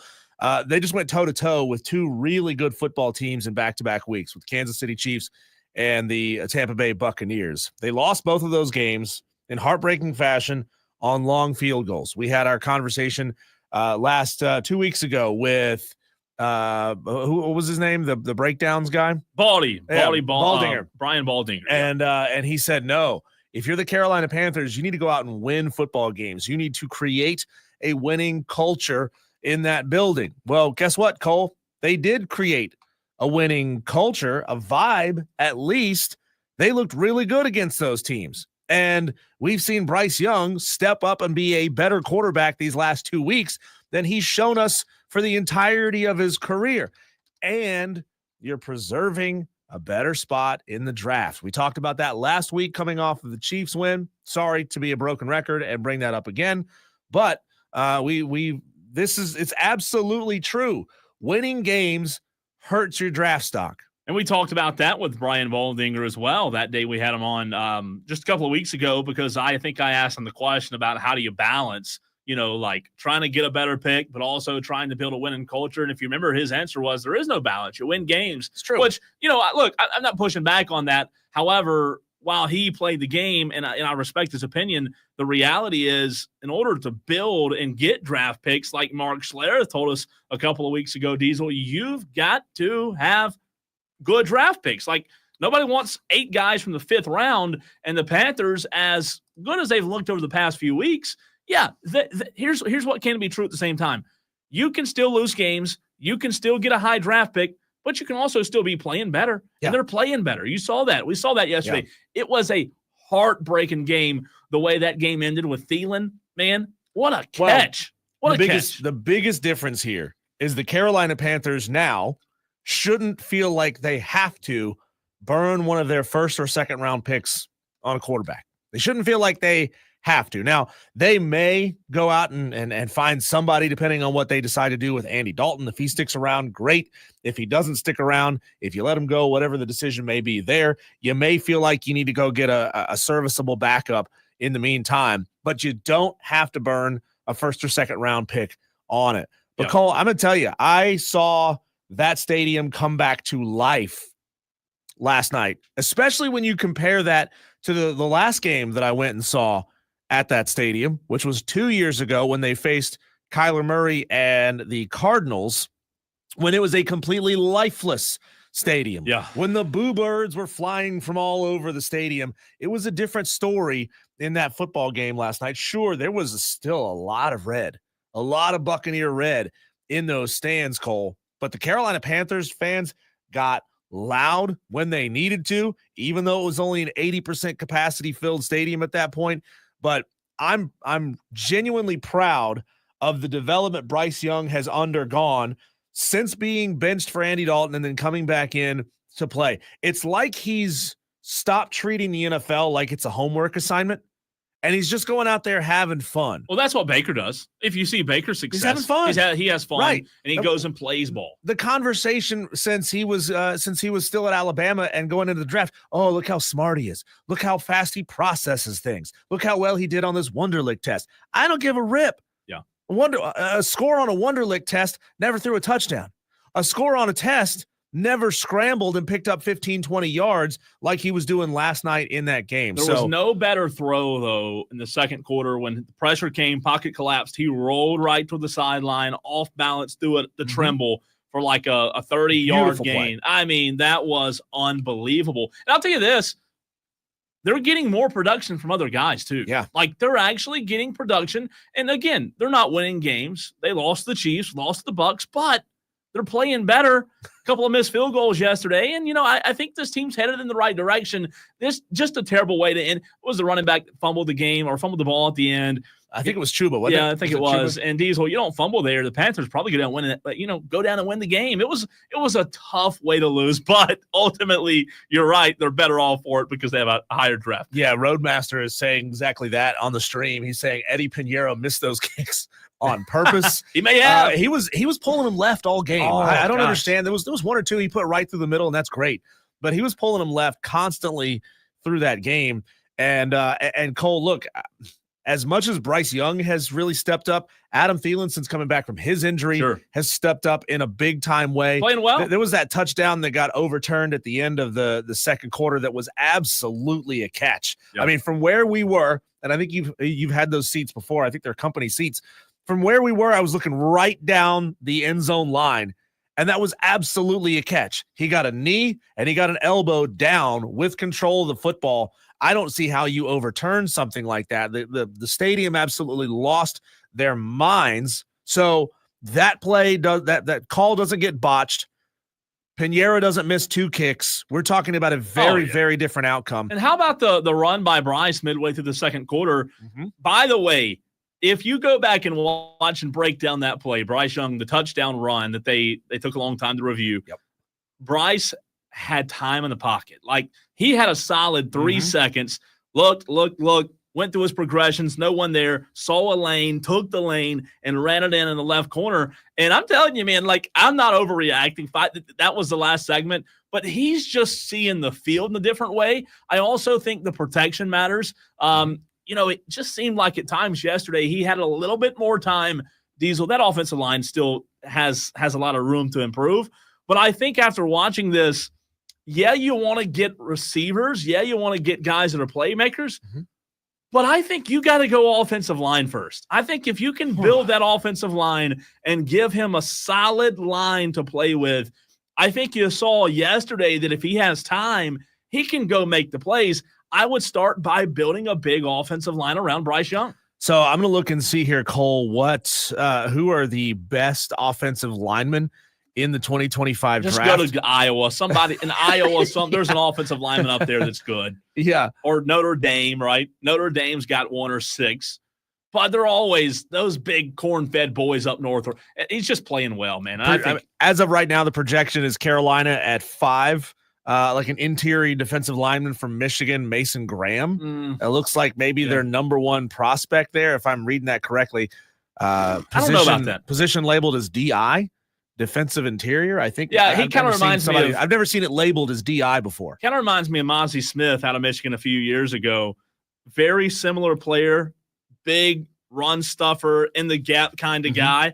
I don't hate it. I think you've got to focus on offense. There's a couple – That's your coach. You're an offense. You've got to be an offensive team. I'm not saying ignore the defense, but let's build this offense thing up, man. I want to see Carolina. And by the way, I know this doesn't really impact the game, but the crowd getting into it yesterday, it was like a semi-night game. Yeah. Carolina doesn't get though. They hadn't had a night game since 1946. I don't get to make it to a lot of Panthers games because I'm 1 to 2 at Dave & Buster's It's every week. It's a 1 o'clock game. It's hard. It's hard to make it all the way up there and only catch the fourth quarter. Right. You don't want to get up there and do that. For what it's worth, Kelvin Banks out of Texas and Will Campbell out of LSU, both of them tackles, are expected to be the first 2 offensive linemen taken off the board. Both of them expected to be taken inside the top 10. Carolina could do really well with any one of those guys. I'm impressed with the way the defense stepped up. They certainly left a lot of holes open in the middle, but when they were playing man coverage, they were playing really well. So I think zone coverage for Carolina, not their strong suit this year, but man coverage, they were playing really well. Had a really good interception at the end of the first half. J.C. Horn played a really good football game as well. So, there are still warts with this team. Bryce had a lot of errant passes. We saw the defense, like I just said, leave a lot of spaces open in the middle of the field. Also, credit to Baker Mayfield and the receivers they've got on that side of the football. They're a big part of that as well. Looking guys off and running good routes. But also super impressed with Jonathan Brooks and his, it's not his debut, but he's only been playing in the NFL now for a couple of games. And man, Jonathan Brooks looks like a really, really good second running back option to Chuba Hubbard. Now, if Chuba could just hold on to that football, we're talking about a possible win or a probable win. That is if Eddie Pinheiro could kick it straight at that point. Let's go to the phone lines where Mountain Gamecock has faithfully been waiting through the segment. Mountain Gamecock, you are on or in Wire to Wire. What's on your mind, buddy? Yeah, man. I want to ask you a question. Who has SMU beat this year? It's a good question. Louisville. Yeah. That's it. They have not beaten anybody else that is even good. They're only Who has Clemson beat? But SMU does have 6 wins over bowl eligible teams. They have a 48-25 win over a ranked Pitt. They have a top 5 scoring offense and a top 20 scoring defense. Only losses to 10-2 BYU to 3 points. Yeah, but who have they beat? I mean, the bowl eligible. Well, nobody, because they're the ACC. Yeah, so Mountain Gamecock, are you one of those guys that it's like if it's not an SEC win, it doesn't really count? Well, no. I mean, who did SMU beat outside of their conference? Nobody. They had a couple of, nobodies they played, but a couple of Joes. Who has Clemson beat? Nobody. Correct. There should not be a bye for a conference champion to go into the top. If you want to take the top 12 teams and play it, if you got a sorry conference, none of them should go. So Mountain Gamecock, there have been several pundits out there who have already said that they want to abolish the first round buys for conference champions. They're okay with a conference champion getting an automatic bid into the playoff, but no automatic first round bye. And I'll agree with that, Diesel and Mountain Gamecock. I'll even go a step further. And I've said this before. I don't like setting a precedent in the postseason that you're not able to adjust and be fluid and flexible with. Look, one year, there may be a year that comes, Mountain Gamecock, where the winner of the ACC championship's not good, like the NFC South in past years, right? Where the winner of the NFC South, you don't even declare them a winner because they're like 6-8 or whatever. I'm just saying I don't like setting that precedent to where, to Diesel's point, they always get a bye. I'm with you. I'm not Mr. SEC guy. I grew up pulling for a team in the ACC. However, neither SMU or Clemson has done anything extraordinary. I like trying to find the best 12 teams, and if you do that, you shouldn't have stipulations on, well, they won the conference championship and got a first-round bye because they played in the weaker conference. I want to find the 12 best teams, period. Absolutely. And one more thing, App State fired their coach, you said, right? They did.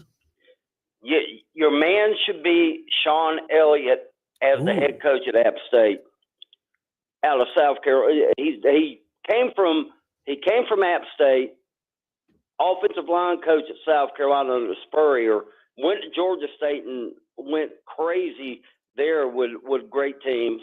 That's your coach. What do you think, Diesel? Sean Elliott was sub 500 at Georgia State. Why the hell? I get that he's a great guy, and I love him as a coach. I absolutely adore Sean Elliott as a coach. He's one of those dudes who will headbutt a player with a helmet on because he's nuts, and that jacks up a team, and I love that. But sorry, I have no interest whatsoever in a coach that's sub 500 as a head coach. But who would win? Who would have a winning record there, though, at Georgia State? Well, he didn't get it done. Nobody wins there. Yeah, though. but he did go to bowl games. He did go to I think a bowl that's a game tough with, place. Georgia State. Yeah, I don't think it'd be an A+ higher, but I think Georgia State's a tough place. If Sean Elliott ran off to a solid G5 program, and I'm just gonna say Coastal Carolina, not that he would because it's an in-conference team, but I'm just saying, somebody that's got a smidge of positive momentum behind them. If he went off to Memphis, if he went off to and he was successful there, sure. But I don't want to. I'm not interested in hiring a sub 500 coach.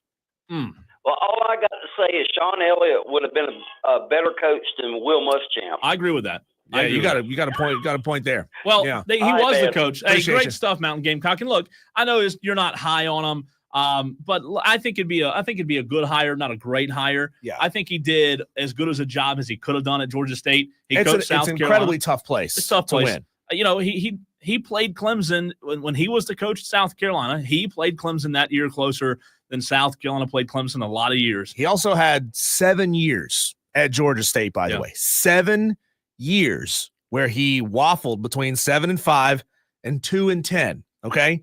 He's got the same resources as everybody else in the Sun Belt Conference. He's sitting there in downtown Atlanta, recruiting the state of Georgia, just like everybody else. Sorry, that's not good enough to make me want to hire him at my school. Texter says, I'm a Clemson fan, but South Carolina deserves to be in the playoffs this year because they are the hottest team the last month of the season. Plus, they played 8 ranked teams this year. Beamer also has a better record, 29-21 in his first 50 games than Spurrier's first 50 games at South Carolina, which was 28-22. Hopefully, both Clemson and South Carolina can get in the playoffs this year. We'll get back into that conversation on the other side with Clemson, South Carolina. And despite losing on Saturday, Clemson still had a good day. How'd that happen? We'll tell you next.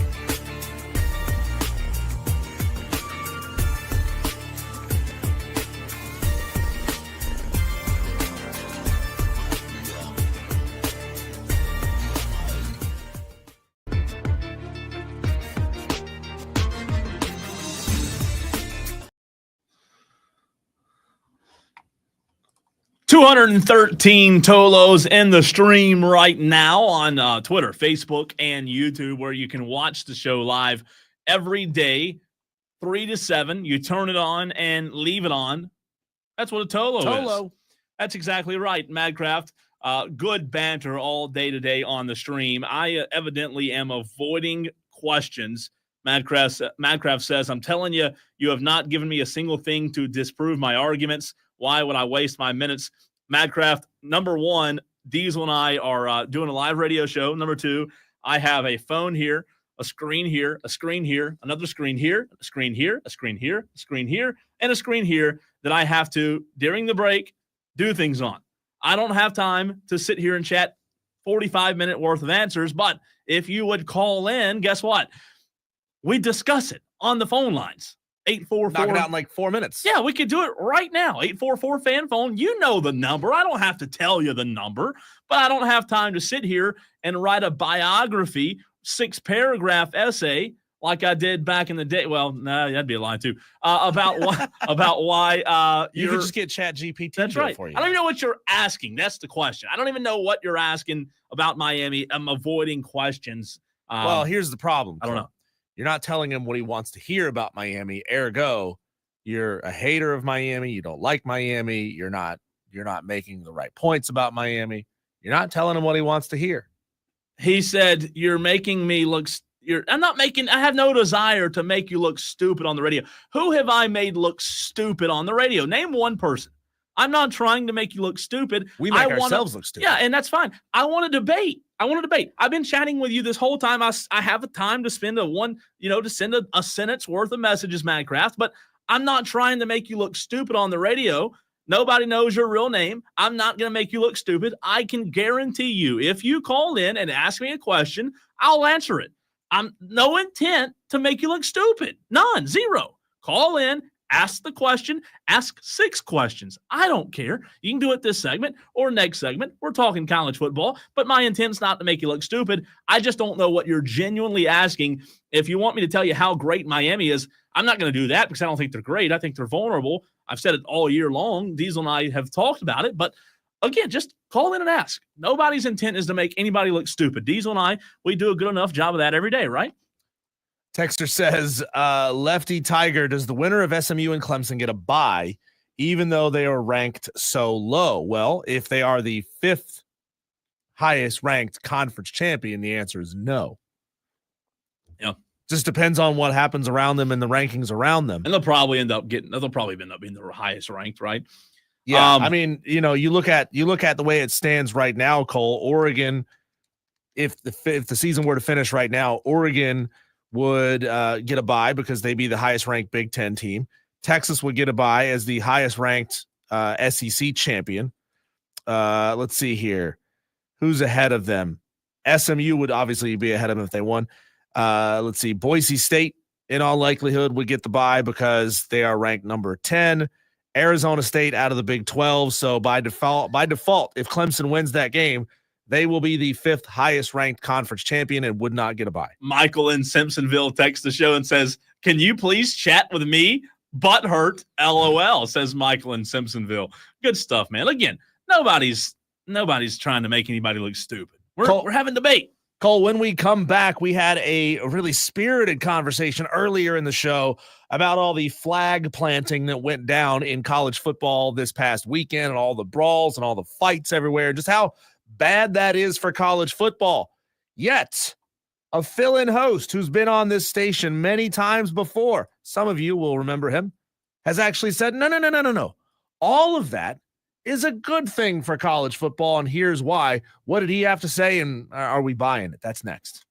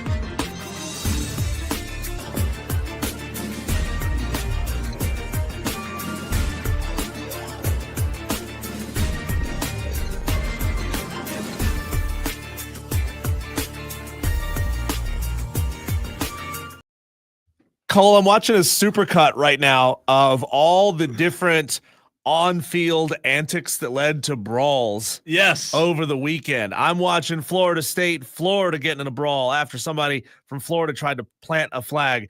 I'm seeing Ohio State and Michigan getting in a brawl. They had to break out the damn pepper spray to separate them. I'm watching a North Carolina player chuck an NC State flag into the third row.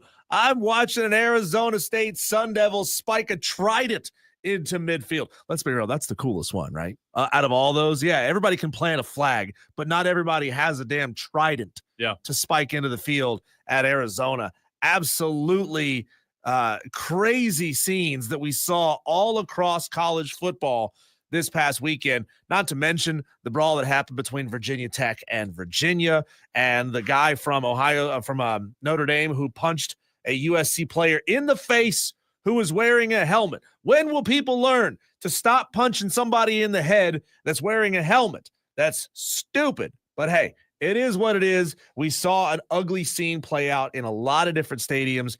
And man, it just shows you that the rivalry weekend brings out the worst in some people and it brings out the best in others. And here's what I wanted to get to. Here's what I teased. So you may know this name. I know our Tolos who have been listening to the station for a long time will know this name. Carter Bryant. He's filled in from time to time over the past 2 years or so. He's out of Louisiana, covers the LSU Tigers for his social media content. He posted this hot take, and he even puts the word hot take on there. So tell me how accurate you think he is.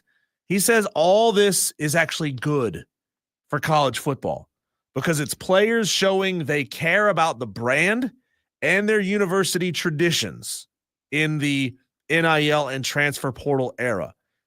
Either that or dudes just want to fight. What's your answer to this is good for college football?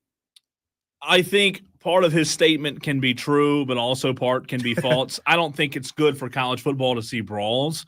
However, I do think what he said that can be true is you are seeing emotion of players who care about protecting their home field and care about protecting their stadium and their turf. And, I don't think there's anything wrong with that at all. However, it can't lead to brawls. It can't lead to fights. It can't lead to what we saw this past weekend. So I think there's a little bit of truth there, but I just don't think you can excuse, even though earlier I said I like the flag planting, that doesn't mean I like brawls. I don't like the fights in college football. There's no place for it. It shouldn't happen. So, but sadly, Cole, here's what's going to happen.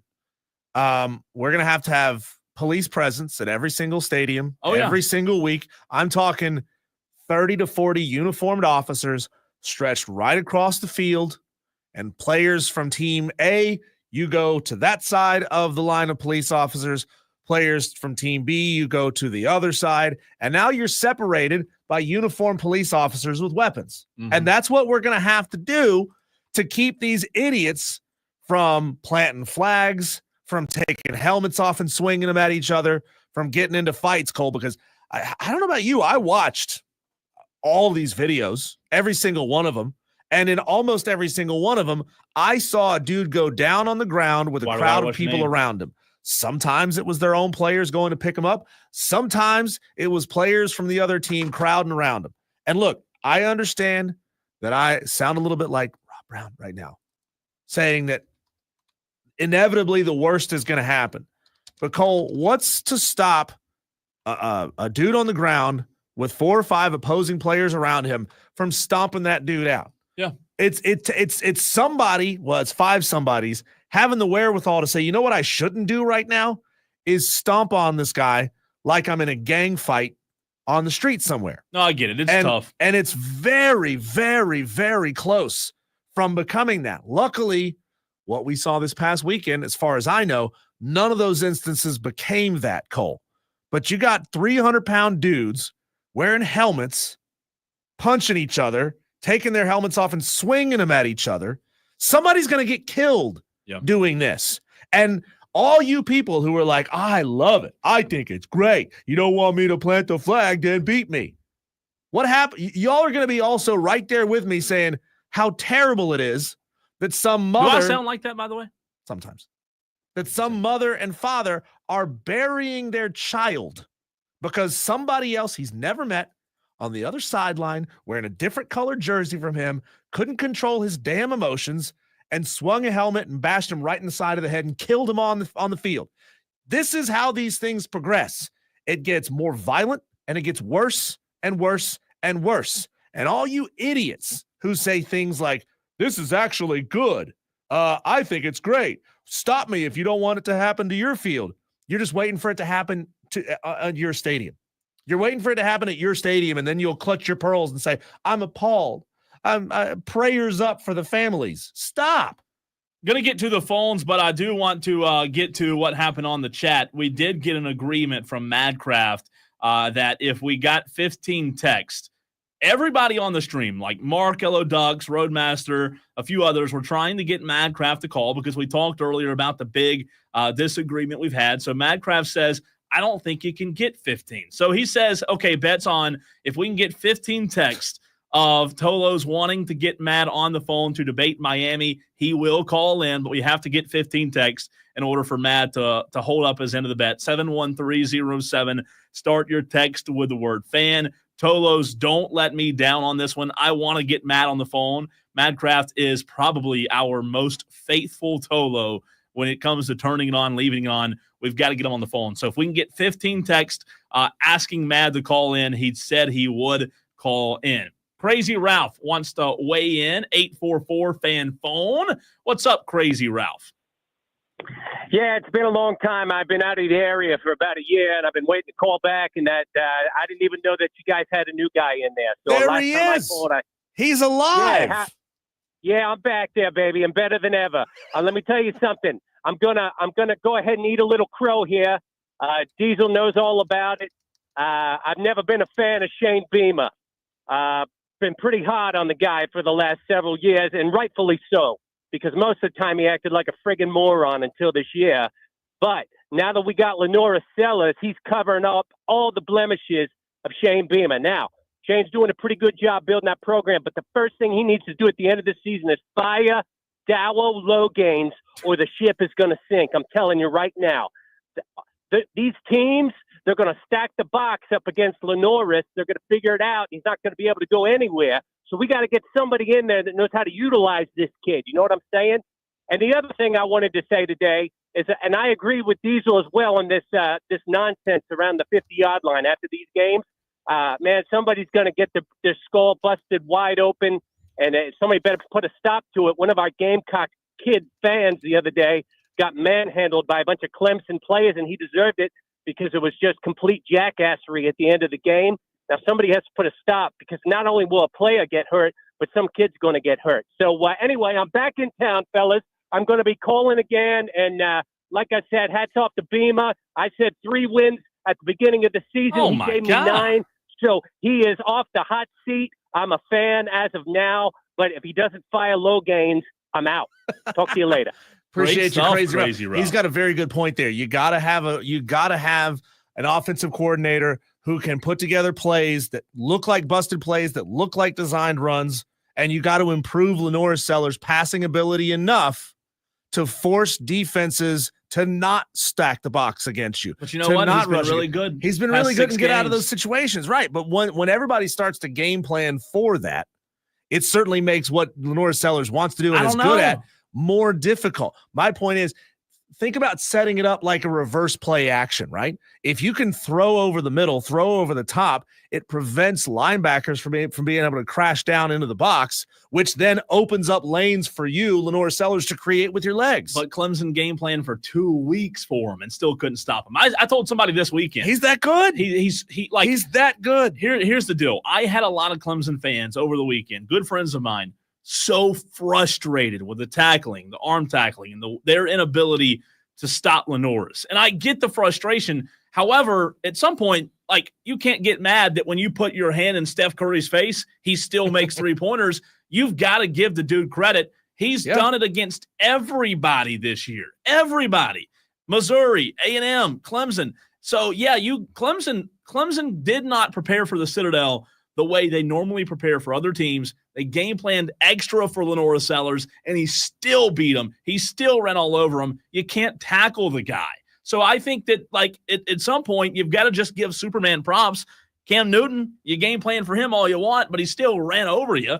It's just, I get it. I know Dow Loggins isn't the crowd favorite.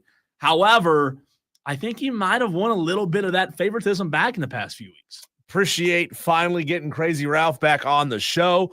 He didn't even know we had a new show. It's been so long. We have a texter says, I'm so happy that Crazy Ralph called in. I've been worried about his radio silence. Yeah, he was Crazy Ralph was an all-time great caller. Is an all-time great caller. We love when Crazy Ralph calls in because you know what? It always lights it up every single time he does. We've got 8 votes for Madcraft to call in so far. 8 in favor, 0 opposed. The only one that's opposed is Madcraft. So Madcraft, as of right now, you're safe. But if we do get 7 more texts wanting Madcraft to call in, I got bad news for you, buddy. You got to call in. We need 7 more because the conversation on the chat has been really, really good today. However, I saw this earlier. T-Swizzle, Oculus, their phones die today. Very interesting. I guess their service is out today. Did AT&T tower go down? Where are the Clemson? I mean, Tom said it. They talked junk last week, and they're not showing up. So, Cole, has anybody seen or heard anything from the coaching staffs involved? And I'm talking about Dave Dorn. I'm talking about, Matt Brown's not the head coach at North Carolina anymore. But has anybody heard from Ryan Day after the fact? Has anybody heard from the head coaches at Virginia and Virginia Tech saying that's not who we are as a program? That's not what I teach our players. Those are not the values that I instill into our players. I understand that it's a rivalry game, but we still have to have better control of our emotions. That is something I intend to teach my players and fix and vow that it never happens again with my program. Why have we not heard any of those coaches coming out and clearly flat out denouncing what happened? Here's audio from Ryan Day in his post-game press conference saying, I didn't know anything about it. I wasn't there. I didn't see it. Ryan, do you have comment on the melee that happened at midfield after the game? You had staff and assistant coaches that looked like they got bloodied during the skirmish. Yeah, I don't know all the details of it, but I know that bogus. These guys, are looking to, put a flag on our field, and our guys weren't going to let that happen. So, I'll find out exactly what happened. But, this is our field, and certainly, we're embarrassed with the fact that we lost the game. But there's some prideful guys in his team that weren't just going to let that happen. Just because you mumble through it, Ryan Day, doesn't make it any more true. You don't get to hang your head low. Does he not feel the end is near? Is the end near? It's got to be. Oh my god! It's got to be. How are you 47-1 against everyone not with the maize and blue M on their forehead? That's so bad. And you're 1-4 against Michigan. It's absurd. Bad. I understand defending your players, Ryan. I understand not throwing them under the bus before they have to go play in a playoff game, before they get prepared, because then you create a rift. Oh, coach doesn't really have our backs. No, nobody should have that kind of behaviors back. Nobody. And it's the world we live in, man. It's the social media world where you feel like you can say whatever you want to say to somebody as long as you're hiding behind a keyboard, which you would never, ever say in real life. It's getting out of control, man. And we're going to have a situation where there's no more civility left in this game. And teams are going to have to go straight to their locker rooms, and they're going to have to be separated by uniformed police officers to prevent this from happening. Speaking of hiding behind a keyboard, we're up to 13 votes for Madcraft to call in. 13, Madcraft. 2 more, and you have to face the music. I hate to tell you, but the Tolos, look, Scotty from BMW, everybody has got CJ from Greer. They're wanting to hear. Shane Barrett wants to hear from you. Texter says Clemson fans are probably all busy getting their Duke basketball gear out. Keith and TR. Is that their favorite Clemson Tiger is Cooper Flag? Is that what you're trying to say? Well, it could possibly could be. No, I think coaches, I think Dabo and Shane Beamer Diesel have an opportunity to figure out a solution. Dabo talked about it last night, but they've got to figure out a solution, man, like to prevent this from happening. Joey says, call in Madcraft. We're up to 14 now. 1 more Madcraft. And I hate to tell you, but it's going to be trouble for you. Diesel, I don't like what Ryan Day said, though. You're right. He did not face the music. Ryan Day did. Yeah, I haven't heard anything from Sharon Moore. I haven't heard anything from Lincoln Riley about his player getting punched in the face. I haven't heard anything from Marcus Freeman about his player punching a guy in the face. I mean, doesn't it all come back to the head coach? Isn't the head coach accountable for everything until it's something they'd rather bury their head in the sand and not talk about? It happens. It 100%. It all falls back on the head coach. It does. There's no, and again, that's going back to my point before I got to the phones. Dabo and Shane Beamer have an opportunity to come up with something to set a precedent, Diesel, of not allowing this to happen. And maybe it's, threatening NIL money. I don't know what it is, but there's got to be something that allows this to become a more, because look, the problem is there's no structure to take it away because the university didn't give it to them until we get to profit sharing, revenue sharing. Well, you can't take money away from them because the university is not the one who's giving them the NIL money. I think the first step, though, is, and I'm sorry, Clemson, going to get to the phone shortly, nobody should be allowed on the field after the game. You pay a ticket, you pay Diesel to sit in the stands. Yeah. I don't care if you have a tradition of meeting at the Paul.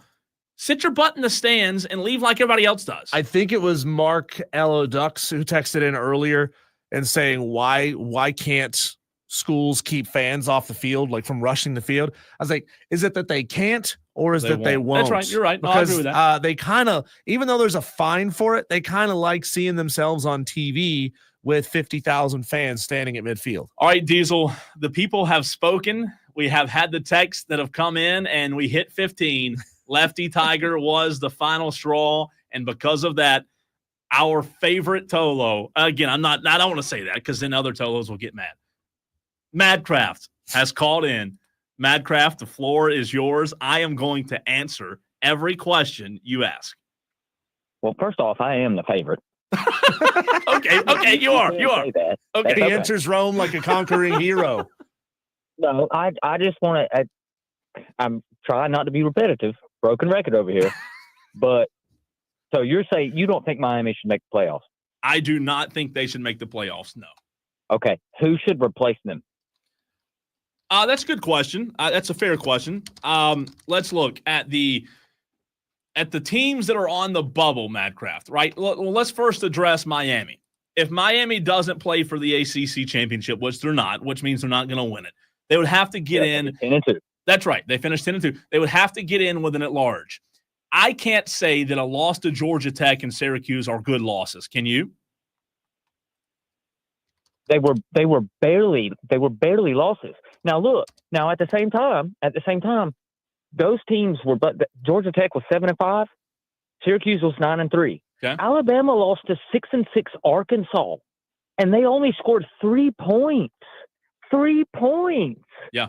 No, I'm with you. That's you fair. know what I'm saying? Yeah. So I mean, I don't understand. I'll take another example. Ohio State has 2 losses. Who have they beaten?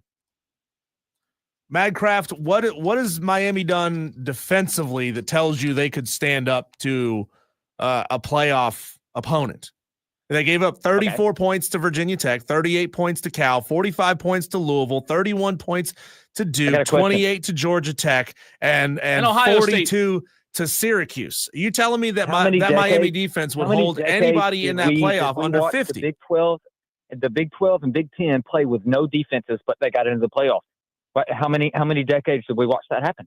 Yeah. So why did it change now? Madcraft, I would say that Penn State and Indiana are good wins. Would you not agree? I mean, maybe. And again, but then I would argue that Louisville's a good win. Yeah, I mean, I don't think it's a solid win. Then I would argue that Florida is a good win. Florida beat the brakes off of Ole Miss, who beat the brakes off of South Carolina at home. Yeah.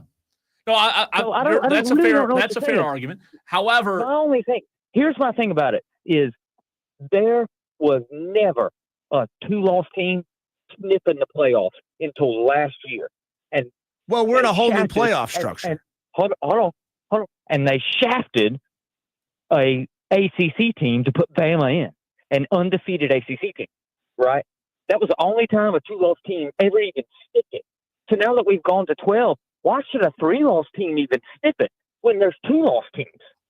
Well, let me ask you this. Let's answer your let me answer your first question you asked me, and also answer that question. You asked about who should get in over them. A 3-loss Ole Miss, right? They have losses to Kentucky, which is not a good loss, LSU, and Florida. Those are Ole Miss's 3 losses. You mentioned Ole Miss and their the common opponent there. A 3-loss Ole Miss doesn't have the best losses, but they do have wins over Georgia, over South Carolina, which is looked at now as a good win. Do you not feel like Ole Miss should get in over Miami if those two were head-to-head? No, because, and this brings me back, we're running all the way back to the circle. Starting from the beginning of the year, should everybody except the SEC be starting at a disadvantage because they don't play in the SEC? I'm sorry that y'all rank all your teams in the top 25 every year. We don't get that opportunity. We have to play with what we've got. We won 10 games this year with the best offense of the nation, number 1 in almost all statistical categories. Right. You want to keep that out of the playoffs? Now, Madcraft, let me ask you this question. I'm with you. You made a lot of fair points. However, Diesel and I have talked about this several times this year. When you lose matters. And Miami had their chance to win and get in, and they peed down their leg on Saturday. You can't lose this late. Yeah. Again, though, winning 10 games, I don't really think it matters when you lose. Well, really? I don't know that there should be any magic number that you're attempting to hit to say, all right, that is a playoff caliber team. As of right now, Madcraft, Miami sits. I'm on Kelly Ford's ratings. I know you respect Kelly Ford and the work that he does because you listen every week when he's on. Miami's currently sitting at number 11 in his power ratings. Now there are teams above Miami who are power rated higher that have more losses than Miami does. I'm talking about Ole Miss in there. That's a prime example. They are power rated much better than Miami. So are you saying that it's fair or unfair that Miami is sitting as a bubble team right now? It's unfair.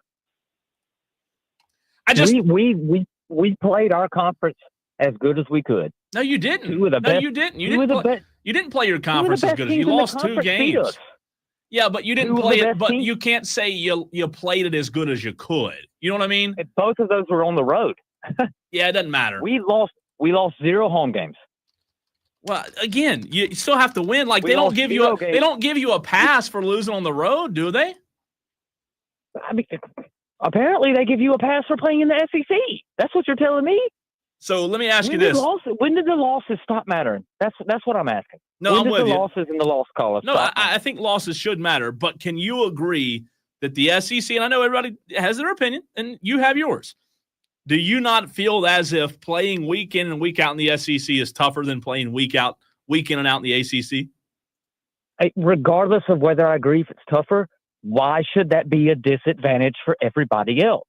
At that point, abolish the conferences, everybody schedule who you want. No conferences anymore, because this is getting ridiculous. The bias towards the SEC is garbage. That Ole Miss team that you were just talking about, that they lost to Kentucky, Louisville beat the brakes off of Kentucky at home. So I don't want to hear that crap anymore. But you don't think they're better than the ACC? You don't think the SEC is? Yeah, I've never said that the ACC was better than the SEC. But what I'm telling you is they are not head and shoulders above like y'all think they are. And a 2-loss Miami team is well more deserving than a 3-loss Alabama team who got blown out by a 6-6 Oklahoma. And an Ole Miss who lost to Kentucky and Florida. Get out of here. Okay, hey, I'm with you. Can I ask one more question? We got to run. One more question, Madcraft. What do you think Miami's record would be with South Carolina's schedule? Old Dominion, Kentucky, LSU, Akron, Ole Miss, Bama, Oklahoma, A&M, Vandy, Missouri, Wofford, Clemson. What do you think Miami's record would be with that schedule? 12-0. No, I'm kidding. Oh, thank God. Honestly, 9-3 would be pretty good. I think Carolina did a good season. Yeah, and again, 9-3. Again, 9-3 if you're playing that schedule. Hey, let me say this real quick. I'll say this. Of any SEC team, South Carolina is the one that I could make an argument for over Miami. But the only thing that I say there is you can't lose to Ole Miss at home and only put up 3 points. No, you can't get blown out like that, you know? But Madcraft, you know what the difference? You know what the difference is in the SEC? Most of the time, they can stop somebody from scoring, and Miami can't stop anybody from scoring. Right. Well, all of those blowouts I just told you, none of those people stopped them from scoring. I mean, the Miami offense. I don't know what you're talking about. The Miami offense is spectacular, and they've been just good enough to hide a lot of deficiencies on the defensive side of the ball. You were fortunate to win a lot of games you otherwise shouldn't have won because you're giving up 35, 40 points a game. If you didn't have Cam Ward, if you had literally anybody else at quarterback, you're probably not doing that, and you're talking about more like a 6-6 team. Right, but we have Cam Ward, so it doesn't matter. And, Matt, let me say props to you for calling in. I gave you grief, but it was all in love. I love you, and appreciate you being a Tolo. Hey, I do have one more thing. Yeah.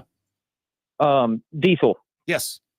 You know how when they kick field goals, you know how they raise up the net behind it? Mm-hmm. Okay, you know how they put up nets down the first and third baselines of baseball games now? Yeah. Just raise those up at the end of football games. Nobody gets on the field. Nets and college football. I say we put up an electric fence. Or how about moats with sharks with freaking laser beams? But you on don't their want heads? violence. You can't put up an electric fence. Yeah, but violence beats, but you got to fight fire with fire. All right. David Hood, that's next.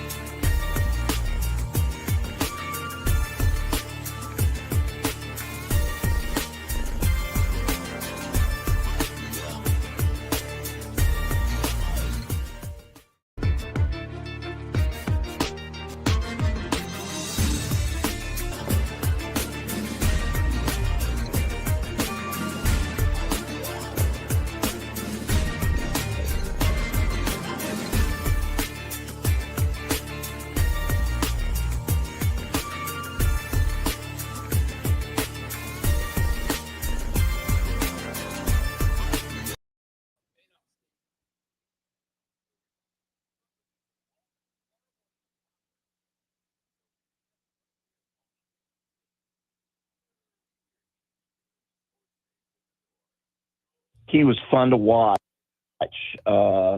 He kind of put the Gamecocks on his shoulders and won that football game for them. And, kudos to him. He played, running the football, a fantastic ball game, and, kind of brought a little sanity maybe back to the rivalry right up until the final gun sounded, and then the insanity started again. But, that's kind of the big takeaway. And, if you're, on the Clemson side, you sit there and go, holy cow, led for all but 68 seconds of the game and had maybe the best defensive player on the sideline all but 4 snaps of the fourth quarter, and threw some opportunities away on offense. And you sit back and go, holy cow, should have won that football game, but coaching and a few little mistakes really cost them. Yeah, David, football is a game of adjustments. You do this, the other team does that. Talk about the second half of that football game, and specifically the fourth quarter where South Carolina just shut Clemson down defensively. I mean, Clemson went 4 for 20 rushing the ball in the fourth quarter, 15 plays for 79 yards to South Carolina's 191 in the fourth quarter of that football game. What did you see in your mind? If you want to go a percentage, that's totally fine here. What percentage of what happened in that fourth quarter was on South Carolina's adjustment and Clemson's failure to adjust? I mean, I think it was, you can put it right on both, right down the middle on both. South Carolina, did a good job. I thought Clemson got really predictable, as they sometimes do. And, I think sometimes coaches, you typically want to, do what you call play the sheet. And when South Carolina kicked the field goal, I guess it was, to go down 14-10, I thought to myself, well, if I'm Clemson right here, I'm not running Maffa. I'm going to run a little QB run and kind of mix it up a little bit, go back to that quick game. And it was more, hey, we're going to run right into the teeth of the South Carolina defense. And, some of that just didn't make a whole lot of sense to me. That's why I say, coaching, South Carolina made the good adjustments. And then, you think about it offensively, South Carolina says, okay, if we're running 2 wides and a tight end and a running back, Clemson's got Sammy Brown on the field, we're going to go 3 wides. Clemson inexplicably then takes Sammy Brown off the field and runs some nickel and dime, and Lenore Sellers runs wild. So, South Carolina made the right adjustments, and Clemson obviously didn't.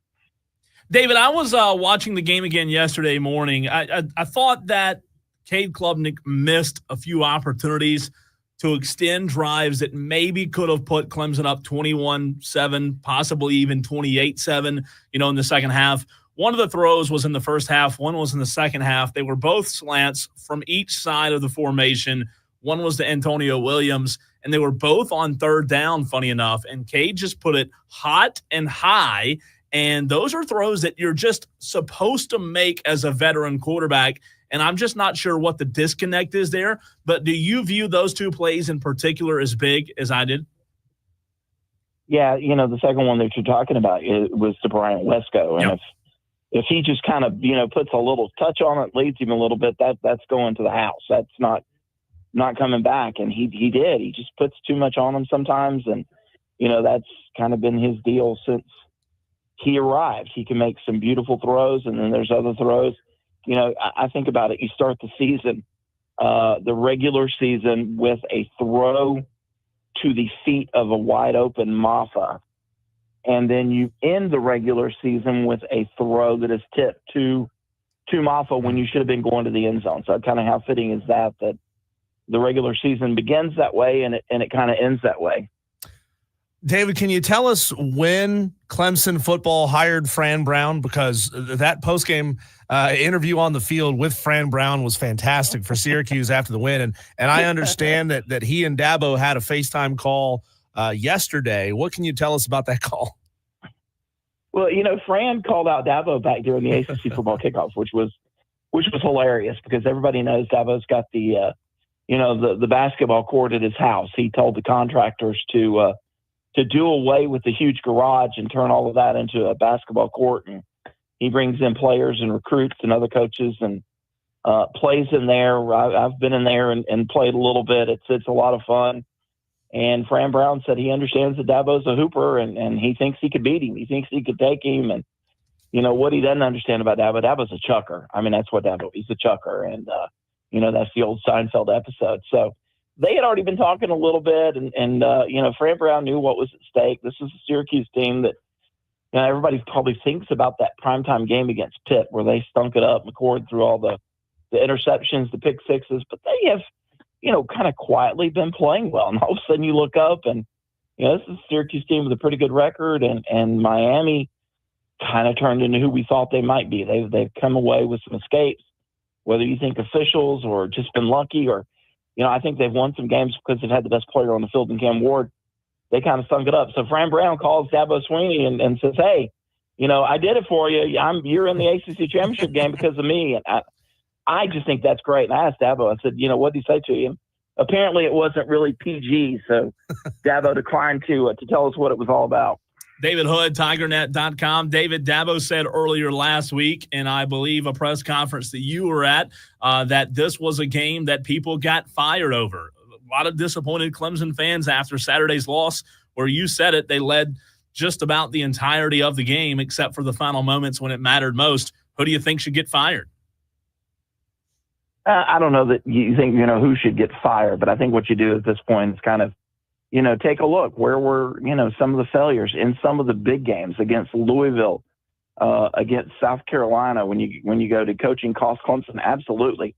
You still tip your hat to the opponent and think, man, if Clemson had done this or done this or just done something that was halfway normal, not trick plays, they've probably got a couple more wins. And I was on the phone with somebody on the way home a little while ago, and they brought up a great point, man. If Clemson doesn't have some of these coaching failures, they really should be 11-1 this week, and not thinking about having to beat SMU to get into the college football playoff. There's just been some failures across the board, and I think there's been some people that have been brought in. I think Dabo's going to take a long look at his program once the games are over. Once everything is done, you're not going to fire anybody now or slide somebody up or down. But I think he's going to take a hard look at his program once this season's over. Yeah, David, what do you think that looks like in terms of something that we've probably asked you about every single week that we've had you on the show?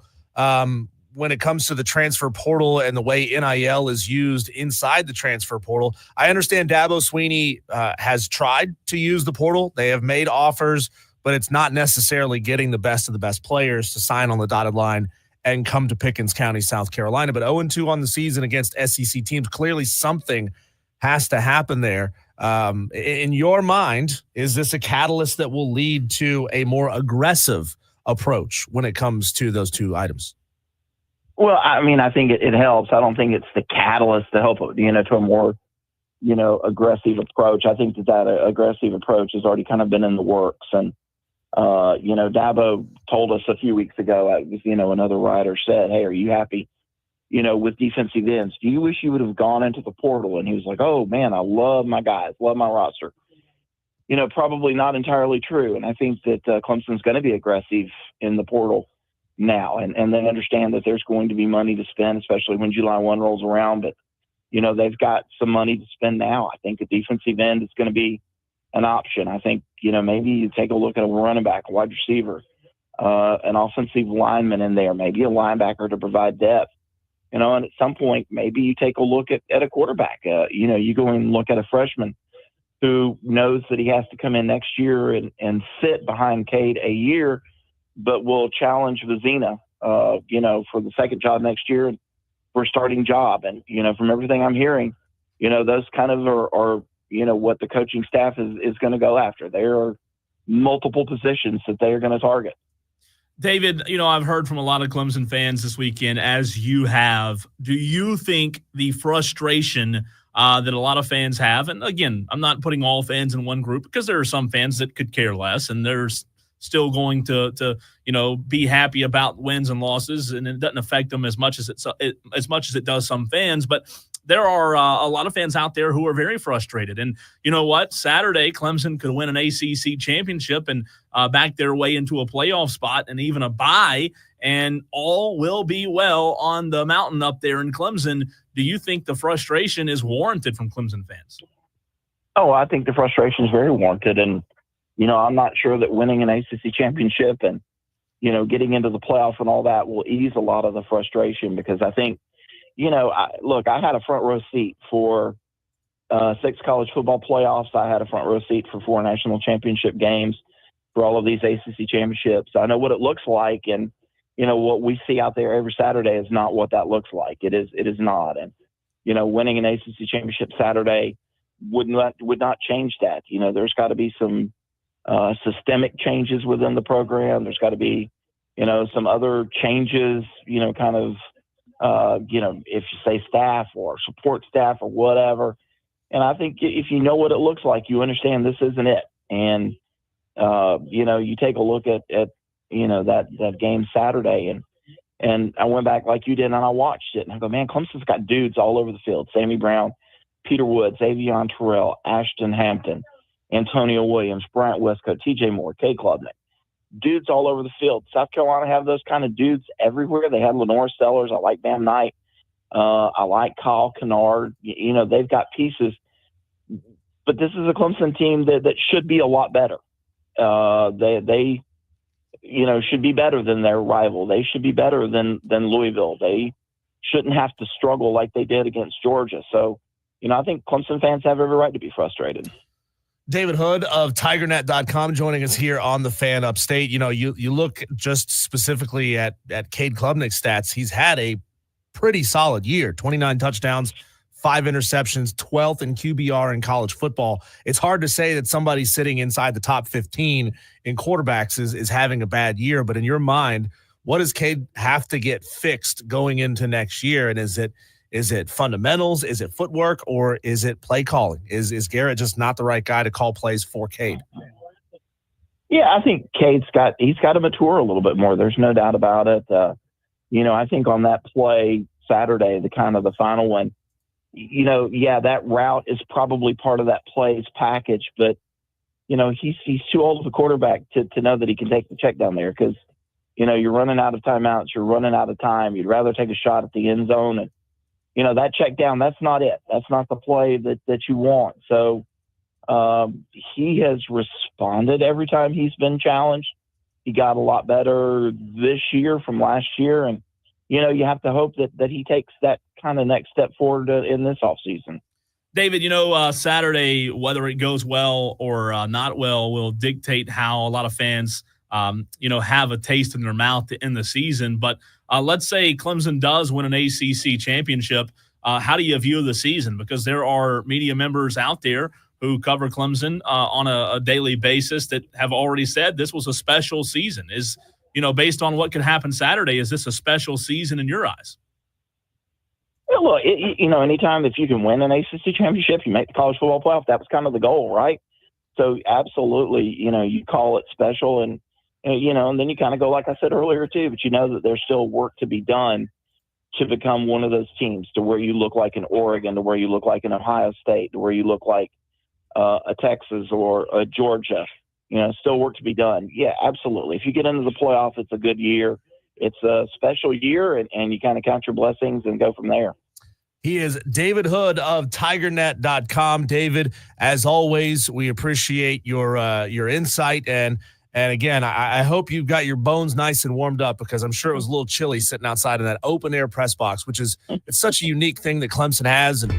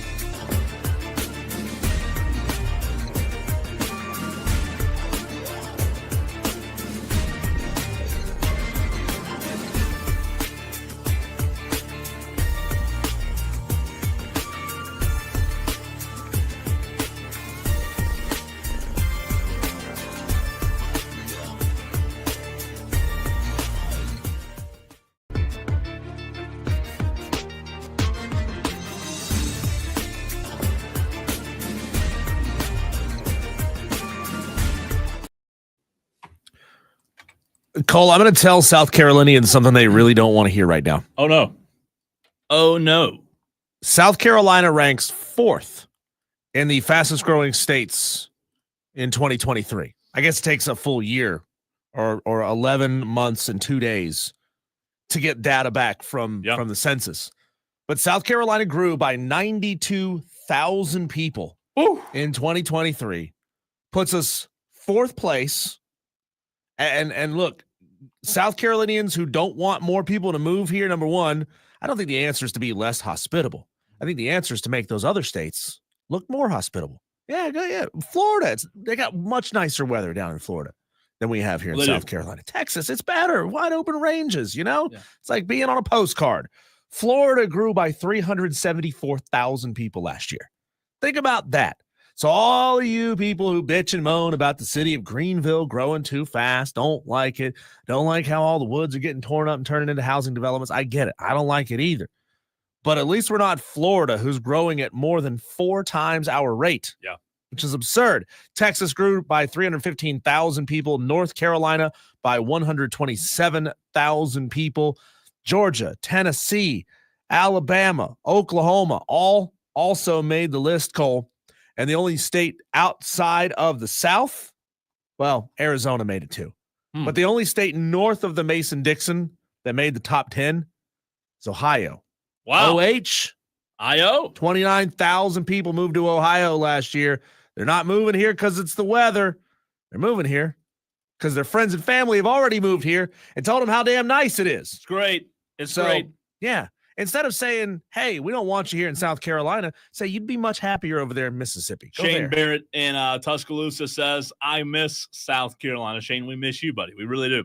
All right, Gary Stokin, Peach Bowl CEO and president tomorrow. College football playoff predictions and much more. A Tuesday edition of Wire to Wire. We'll see you then. Toto.